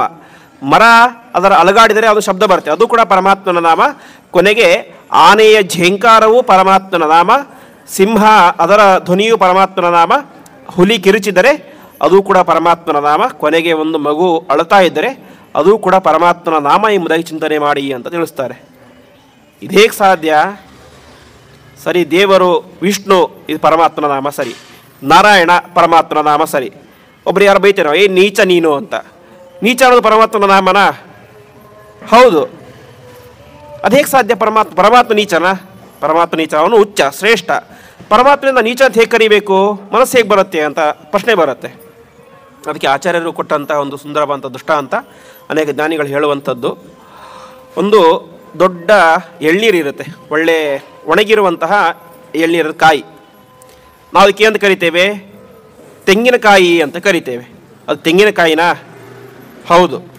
ತೆಂಗಿನಕಾಯಿ ಮೇಲ್ಗಡೆ ದೊಡ್ಡ ಸಿಪ್ಪೆ ಎಲ್ಲ ಇರುತ್ತೆ, ಸಿಪ್ಪೆ ಎಲ್ಲ ಬಿಚ್ಚುತ್ತೇವೆ ಅದನ್ನು. ಆಮೇಲೆ ಏನು ಕರಿತೇವೆ ಅದನ್ನು? ನಾವು ತೆಂಗಿನಕಾಯಿ ಅಂತಲೇ ಕರಿತೇವೆ. ತೆಂಗಿನಕಾಯಿ ಒಡಿತೇವೆ, ಆವಾಗ ಏನು ಕರಿತೇವೆ? ತೆಂಗಿನಕಾಯಿ ಅಂತಲೇ ಕರಿತೇವೆ. ಅದರ ತಿರುಳನ್ನು ತುರಿತೇವೆ ಚೆನ್ನಾಗಿ, ತುರಿದಾಗ ಅದರದ್ದು ಹೂ ಬರುತ್ತೆ, ತೆಂಗಿನಕಾಯಿ ತುರುಳು ಬರುತ್ತೆ, ಅದನ್ನೇನು ಕರಿತೇವೆ? ತೆಂಗಿನಕಾಯಿ ಅಂತ ಕರಿತೇವೆ. ಹಾಗಾದರೆ ನಿಜವಾದಂಥ ತೆಂಗಿನಕಾಯಿ ಯಾವುದು? ಅದರ ಒಳಗಡೆ ಇರುವಂತಹ ತಿರುಳು ತೆಂಗಿನಕಾಯಿ. ಅದರ ಮೇಲೆ ಆವರಣವಾಗಿರುವಂಥದ್ದು ಚಿಪ್ಪಿಗೂ ಕೂಡ ನಾವೇನು ಕರೆದ್ವಿ? ತೆಂಗಿನಕಾಯಿ ಅಂತ ಕರೆದ್ವಿ. ಅದ್ರ ಮೇಲೆ ಸಿಪ್ಪಿಗೂ ನಾವೇನು ಕರೆದ್ವಿ? ತೆಂಗಿನಕಾಯಿ ಅಂತ ಕರೆದ್ವಿ. ಹಾಗಾದರೆ ಪ್ರಧಾನವಾಗಿ ಒಳಗಡೆ ಇರುವಂತಹ ತಿರುಳು ಹೇಗೆ ತೆಂಗಿನಕಾಯಿ ಅಂತ ಕರೆಸ್ಕೊಳ್ಳುತ್ತೋ, ಅದರ ಸಂಬಂಧ ಇರುವಂತಹ ಚಿಪ್ಪು ಕೂಡ ಎಂದು ಕರೆಸ್ಕೊಳ್ಳುತ್ತೆ, ತೆಂಗಿನಕಾಯಿ ಎಂದು ಕರೆಸ್ಕೊಳ್ಳುತ್ತೆ. ಹಾಗೆ ನೀಚ ಅಂತಂದರೆ ಪರಮಾತ್ಮ ನೀಚ ಅಲ್ಲ, ಆ ನೀಚನ ಒಳಗಡೆ ಇದ್ದುಕೊಂಡು ಅವನನ್ನು ನೀಚನನ್ನಾಗಿ ಮಾಡಿದವನು ಪರಮಾತ್ಮ. ಒಬ್ಬ ಅಜ್ಞಾನಿಗೆ ಅಜ್ಞಾನವನ್ನು ಕೊಟ್ಟಂಥವನು ಪರಮಾತ್ಮ. ಒಂದು ಹುಲಿ ಇದೆ, ಅದನ್ನು ನಾವು ಪರಮಾತ್ಮ ಕರಿಬೇಕಂತಂದರೆ ಹೌದು, ಖಂಡಿತ ಹುಲಿ ಎನ್ನುವಂತಹ ನಾಮ ಕೂಡ ಪರಮಾತ್ಮನನ್ನೇ ಹೇಳುತ್ತೆ. ಯಾಕೆಂದರೆ ಆ ಹುಲಿಯ ಒಳಗಡೆನೂ ಕೂಡ ಪರಮಾತ್ಮ ಇದ್ದಾನೆ. ಒಬ್ಬ ಅಜ್ಞಾನಿ ಇದ್ದಾನೆ, ಅಜ್ಞಾನಿ ಅಂತಂದರೆ ಪರಮಾತ್ಮ ಹೆಸರೇ ಆಗಿದೆ. ಯಾಕೆಂದರೆ ಅಜ್ಞಾನಿಯ ಒಳಗಡೆನೂ ಕೂಡ ಯಾರಿದ್ದಾನೆ? ಪರಮಾತ್ಮ ಇದ್ದಾನೆ. ಹಾಗಾಗಿ ಇವತ್ತು ನಮ್ಮೆಲ್ಲರೂ ಕೂಡ ಏನೋ ಕಾರ್ಯ ಮಾಡ್ತಾ ಇದ್ದೀವಿ ಅಂದರೆ ಅದಕ್ಕೆ ಕಾರಣ ಏನು? ಯಂತ್ರದ ಒಳಗಡೆ ಕರೆಂಟ್ ಪ್ರವಹಿಸುವಂತೆ ನಮ್ಮೆಲ್ಲರ ಒಳಗಡೆಯೂ ಕೂಡ ಪರಮಾತ್ಮ ಇದ್ದುಕೊಂಡು ಆ ಕಾರ್ಯ ಮಾಡಿಸಿದಾಗ ಏನಾಗುತ್ತೆ, ಮಾಡಲಿಕ್ಕಾಗತ್ತಿಲ್ಲದೆ ಹೋದರೆ ಕಾರ್ಯವನ್ನು ಮಾಡಲಿಕ್ಕೆ ಆಗೋದಿಲ್ಲ ಅಂತ ಪರಮಾತ್ಮ ಕೇವಲ ನಿಮ್ಮರಲ್ಲಿ, ಪ್ರಾಣಿಗಳಲ್ಲಿ, ಪಕ್ಷಿಗಳಲ್ಲಿ ಮಾತ್ರ ಅಲ್ಲ, ಜಡವಾದಂಥ ವಸ್ತುಗಳಲ್ಲಿ ಪರಮಾತ್ಮ ಇದ್ದಾನೆ. ಈ ಮೈಕ್ನಲ್ಲಿ ಪರಮಾತ್ಮ ಇದ್ದಾನೆ, ಎಲ್ಲದರಲ್ಲೂ ಕೂಡ ಪರಮಾತ್ಮ ಇದ್ದಾನೆ ಅಂತ ಪರಮಾತ್ಮನನ್ನು ಸಕಲ ಶಬ್ದ ವಾಚ್ಯ ಎಂಬುದಾಗಿ ತೋರಿಸಿಕೊಟ್ಟಂಥವರು ಆಚಾರ್ಯರು. ಹೀಗೆ ಅನೇಕ ರೀತಿಯಾದ ಅದ್ಭುತವಾದಂತಹ ಪ್ರಮೇಯಗಳನ್ನು ಆಚಾರ್ಯರು ನಮಗೆ ಕೊಟ್ಟು ನಮ್ಮಿಂದ ಕಣ್ಮರೆಯಾದಂತಹ ದಿನ ಅದು ಈ ಒಂದು ಮಾಘ ಶುದ್ಧ ನವಮಿ, ಮಧ್ವನವಮಿ ಎನ್ನುವಂತಹ ಪರ್ವಕಾಲ. ಅಂತಹ ಮಧ್ವನವಮಿಯ ಪರ್ವಕಾಲದಲ್ಲಿ ಆಚಾರ್ಯರಿಗೆ ಪ್ರಿಯಕರವಾದದ್ದು ಹಿಂದೆ ಹೇಳಿದಂತೆ ಈ ಜ್ಞಾನಯಜ್ಞ ಎಂಬುದು ಅತ್ಯಂತ ಪ್ರೀತಿಕರವಾದಂಥ ಕೆಲಸ. ಗೀತೆಯಲ್ಲಿ ಪರಮಾತ್ಮ ಹೇಳುವಂತೆ ಸರ್ವಂ ಕರ್ಮಾಖಿಲಂ ಪಾರ್ಥ ಜ್ಞಾನೇ ಪರಿಸಮಾಪ್ಯತೆ ಅಂತ. ನಾವು ಅನೇಕ ಕಾರ್ಯಗಳನ್ನು ಮಾಡ್ತೇವೆ, ಅದರಲ್ಲಿ ಲೋಪದೋಷಗಳು ಆಗೋದು ಸಹಜ. ಆ ಕಾರ್ಯ ಯಾವಾಗ ಪೂರ್ತಿ ಆಗುತ್ತೆ ಅಂತಂದರೆ ಕೊನೆಯಲ್ಲಿ ಒಂದು ಜ್ಞಾನ ಕಾರ್ಯವನ್ನು ಮಾಡಿದಾಗ ಆ ಕಾರ್ಯ ಪರಿಪೂರ್ತಿ ಆಗುತ್ತೆ ಎಂಬುದಾಗಿ ಗೀತೆಯಲ್ಲಿ ಪರಮಾತ್ಮ ಹೇಳ್ತಾನೆ. ಆ ರೀತಿಯಾಗಿ ಎಲ್ಲರೂ ಕೂಡ ವೈಭವದಿಂದಾಗಿ ಆಚರಣೆ ಮಾಡುವಂತಹ ಒಂದು ಉತ್ಸವ ಮಧ್ವ ನವರಾತ್ರೋತ್ಸವ ಅಂತ 9 ದಿವಸಗಳ ಕಾಲ ಎಲ್ಲ ಊರುಗಳಲ್ಲಿ ಕೂಡ ಈ ಒಂದು ವೈಭವದ ಆಚಾರ್ಯರ ಒಂದು ಆದರ್ಶರಾದಂತಹ ದಿನ, ಬದರಿಕಾಶ್ರಮಕ್ಕೆ ಪ್ರವೇಶ ಮಾಡಿದಂಥ ದಿನವನ್ನು ಆಚರಣೆ ಮಾಡ್ತಾ ಇದ್ದಾರೆ. ಆ ರೀತಿಯಾಗಿ ಈ ಗೌರಿಬೀದನೂರಿನ ಈ ಒಂದು ರಾಯರ ಮಠದಲ್ಲಿಯೂ ಕೂಡ 9 ದಿವಸಗಳ ಕಾಲ ನಿರಂತರವಾಗಿ ಆ ವಾಯುಸ್ತುತಿಯ ಪುನಶ್ಚರಣ. ವಾಯುಸ್ತುತಿ ಹಿಂದೆ ಹೇಳಿದಂತೆ ಅದು ಕೇವಲ ಒಂದು ಸ್ತೋತ್ರ ಮಾತ್ರ ಅಲ್ಲ. ಸಾಮಾನ್ಯವಾಗಿ ಸನ್ಯಾಸಿಗಳು, ಪೀಠಾಧಿಪತಿಗಳು ಅಂದರೆ ಅವರಿಗೆ ಒಂದು ಸ್ಥಾನಮಾನ ಇರುತ್ತೆ. ಆ ಸನ್ಯಾಸಿಗಳು ಸಾಮಾನ್ಯವಾಗಿ ಗೃಹಸ್ಥರು ಬರೆದಂಥ ಸ್ತೋತ್ರಗಳನ್ನು ಹೇಳೋದಿಲ್ಲ, ಅವರು ಪಾರಾಯಣ ಎಲ್ಲ ಮಾಡೋದಿಲ್ಲ. ಆದರೆ ಎಲ್ಲ ಸನ್ಯಾಸಿಗಳು, ಪೀಠಾಧಿಪತಿಗಳು ಕೂಡ ಇವತ್ತು ವಾಯುಸ್ತುತಿನ ಬಿಟ್ಟು ಇರೋದಿಲ್ಲ, ವಾಯುಸ್ತುತಿ ಪಾರಾಯಣ ಮಾಡೇ ಮಾಡ್ತಾರೆ. ಬರೆದವರು ಯಾರು? ಒಬ್ಬ ಗೃಹಸ್ಥರು, ತ್ರಿವಿಕ್ರ ಪಂಡಿತಾಚಾರ್ಯರು. ಅಂದರೆ ಅಷ್ಟು ಸಾಮರ್ಥ್ಯ ವಾಯುಸ್ತುತಿಗೆ ಇದೆ ಅಂತ. ಆ ವಾಯುಸ್ತುತಿ ರತಿರ್ನಿತ್ಯಂ ವೇದಾಹಂತು ಕಥಂಚನ ಅಂತ ವಾದಿರಾಜರು ಹೇಳ್ತಾರೆ. ಅವರು ಮಧ್ವಾಚಾರ್ಯ ಗ್ರಂಥಗಳಿಗೆ ವ್ಯಾಖ್ಯಾನ ಬರೀತಾರೆ. ಅವರು ಹೇಳ್ತಾರೆ, ಮಾಧ್ವ ಗ್ರಂಥ ಸ್ಯಾವಿಸಂದೆಂ ವಿದುರ್ ದೇವಾಹ ನ ಮಾನುಷಾಹ ಎಂಬುದಾಗಿ ಹೇಳ್ತಾರೆ. ಅಂದರೆ ಮಧ್ವಾಚಾರ್ಯರ ಗ್ರಂಥದ ಅಭಿಪ್ರಾಯವನ್ನು ದೇವತೆಗಳಿಗೆ ಮಾತ್ರ ತಿಳಿಲಿಕ್ಕೆ ಸಾಧ್ಯ, ನಿಮ್ಮಂಥವ್ರು ತಿಳಿಲಿಕ್ಕೆ ಸಾಧ್ಯನೇ ಇಲ್ಲ. ಆದರೂ ಕೂಡ ನಾನು ವ್ಯಾಖ್ಯಾನ ಬರದೆ ಅಂತ. ಮತ್ತೆ ಹೇಗೆ ಬರೆದ್ರಿ ನೀವು ವ್ಯಾಖ್ಯಾನ? ಅದಕ್ಕೆ ಹೇಳ್ತಾರೆ, ವಾಯುಸ್ತುತಿ ರತಿರ್ನಿತ್ಯಂ ವೇದಾಹಂತು ಕಥಂಚನ. ನಾನು ಪ್ರತಿನಿತ್ಯ ವಾಯುಸ್ತುತಿಯ ಪಾರಾಯಣ ಮಾಡ್ತೇನೆ. ಆ ವಾಯುಸ್ತುತಿ ಪಾರಾಯಣ ಮಾಡಿದರ ಪ್ರಭಾವವಾಗಿ ನನಗೆ ಕಿಂಚಿತ್ ಅರ್ಥ ಆಗಿದೆ, ಅದನ್ನು ನಾನು ಬರೆದಿದ್ದೇನೆ ಅಂತ ಹೇಳ್ತಾರೆ. ಅಂದರೆ ವಾಯುಸ್ತುತಿ ಅದು ದಿವ್ಯವಾದಂತಹ ಸ್ತೋತ್ರ, ವಿಶೇಷವಾದಂತಹ ವಾಯುದೇವರ 3 ಅವತಾರಗಳನ್ನು ಕೊಂಡಾಡುವಂತಹ ಸ್ತೋತ್ರ. ಅದರಿಂದಾಗಿ ಪ್ರತಿನಿತ್ಯ ಮಧ್ವಾಚಾರ್ಯರಿಗೆ ಆ ಮಧು ಅಭಿಷೇಕ, ಮಧು ಅಂದ್ರೇ ಮಧ್ವಾಚಾರ್ಯರಿಗೆ ಮಧ್ವ ಅಂತ ಹೆಸರು. ಯಾಕೆಂದರೆ ಮಧು ವಾತೀತಿ ಮಧ್ವ, ನಮಗೆಲ್ಲರಿಗೂ ಕೂಡ ಆನಂದವನ್ನು ಕೊಡ್ತಾರೆ. ಅದರಿಂದಾಗಿ ಅವರಿಗೆ ಮಧ್ವಾಚಾರ್ಯರು ಅಂತ ಹೆಸರು. ಅಂತಹ ಮಧ್ವಾಚಾರ್ಯರಿಗೆ ವಿಶೇಷವಾಗಿ ಆ ಮಧು ಅಭಿಷೇಕಾದಿಗಳನ್ನು ಮಾಡಿದ್ದೇವೆ. ಅದೇ ರೀತಿಯಾಗಿ ವಿಶೇಷವಾಗಿ ಇವತ್ತು ರಥೋತ್ಸವ. ವಿಶೇಷವಾಗಿ ಪುರಾಣಗಳಲ್ಲಿ ಹೇಳುವಂತೆ ರಥಸ್ಥಂ ಕೇಶವಂ ದೃಷ್ಟ ಪುನರ್ಜನ್ಮ ನವಿದ್ಯತೆ ಎಂಬುದಾಗಿ ಹೇಳ್ತಾರೆ. ರಥದಲ್ಲಿ ಕುಡಿದಿರುವಂತಹ ಪರಮಾತ್ಮನ ಭಕ್ತರನ್ನು ನೋಡಿದರೆ ಪುನರ್ಜನ್ಮವೇ ಇಲ್ಲ ಎಂಬುದಾಗಿ ಹೇಳ್ತಾರೆ. ಆ ರೀತಿಯಾಗಿ ರಥೋತ್ಸವದಲ್ಲಿ ಭಾಗವಹಿಸಿದ್ದೇವೆ. ಅದೇ ರೀತಿಯಾಗಿ ಈ ಒಂದು ಜ್ಞಾನ ಕಾರ್ಯದಲ್ಲೂ ಕೂಡ ಭಾಗವಹಿಸಿದ್ದೇವೆ. ಇದರಿಂದಾಗಿ ಆ ಮಧ್ವಾಚಾರ್ಯರು ಅವರ ಅಂತರ್ಯಾಮಿಯಾದಂತಹ ಪರಮಾತ್ಮ ಪ್ರೀತನಾಗಿ ನಮಗೆಲ್ಲರಿಗೂ ಕೂಡ ಇನ್ನೂ ವಿಶಿಷ್ಟವಾದಂತಹ ಜ್ಞಾನ, ಭಕ್ತಿ, ವೈರಾಗ್ಯಾದಿಗಳನ್ನು ಕೊಟ್ಟು ನಿರಂತರವಾಗಿ ಆ ಮಧ್ವಾಚಾರ್ಯರು ತೋರಿಸಿದಂತಹ ದಾರಿಯಲ್ಲಿ ನಡೆಯಬೇಕು ನಾವು.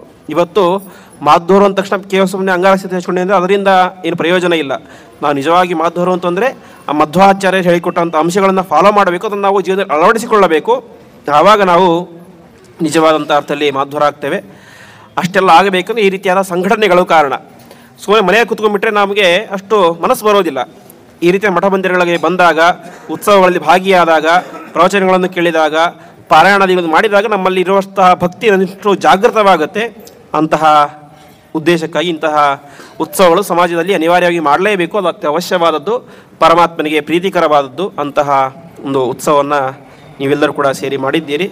ಈ ಒಂದು ಉತ್ಸವದಲ್ಲಿ ಭಾಗಿಯಾಗಿ 4 ಮಾತುಗಳನ್ನು ಆಡಲಿಕ್ಕೆ ನನಗೂ ಅವಕಾಶವನ್ನು ಕೊಟ್ಟಿದ್ದೀರಿ. ಇಂತಹ ಅವಕಾಶವನ್ನು ಕೊಟ್ಟಂತಹ ಸಮಿತಿಯ ಎಲ್ಲ ಸದಸ್ಯರಿಗೂ ಕೂಡ ಅಭಿನಂದನೆಗಳನ್ನು ತಿಳಿಸುತ್ತಾ, ತಾವೆಲ್ಲರೂ ಕೂಡ ಈ ಒಂದು ಅತ್ಯಂತ ಉತ್ಸಾಹದಿಂದಾಗಿ ಆಚಾರ್ಯರ ಮಹಿಮೆಯನ್ನು, ಅವರ ಸಂದೇಶಗಳನ್ನು ಭಕ್ತಿಯಿಂದ ಕೇಳಿದ್ದೀರಿ. ತಮಗೂ ಅಭಿವಂದನೆಗಳನ್ನು ತಿಳಿಸುತ್ತಾ ಈ 2 ಮಾತುಗಳನ್ನು ಮಧ್ವಾಂತರ್ಗತ ಪರಮಾತ್ಮನಿಗೆ ನಾವೆಲ್ಲರೂ ಕೂಡ ಸೇರಿ ಸಮರ್ಪಣೆಯನ್ನು ಮಾಡೋಣ. ಶ್ರೀಕೃಷ್ಣಾರ್ಪಣಮಸ್ತು.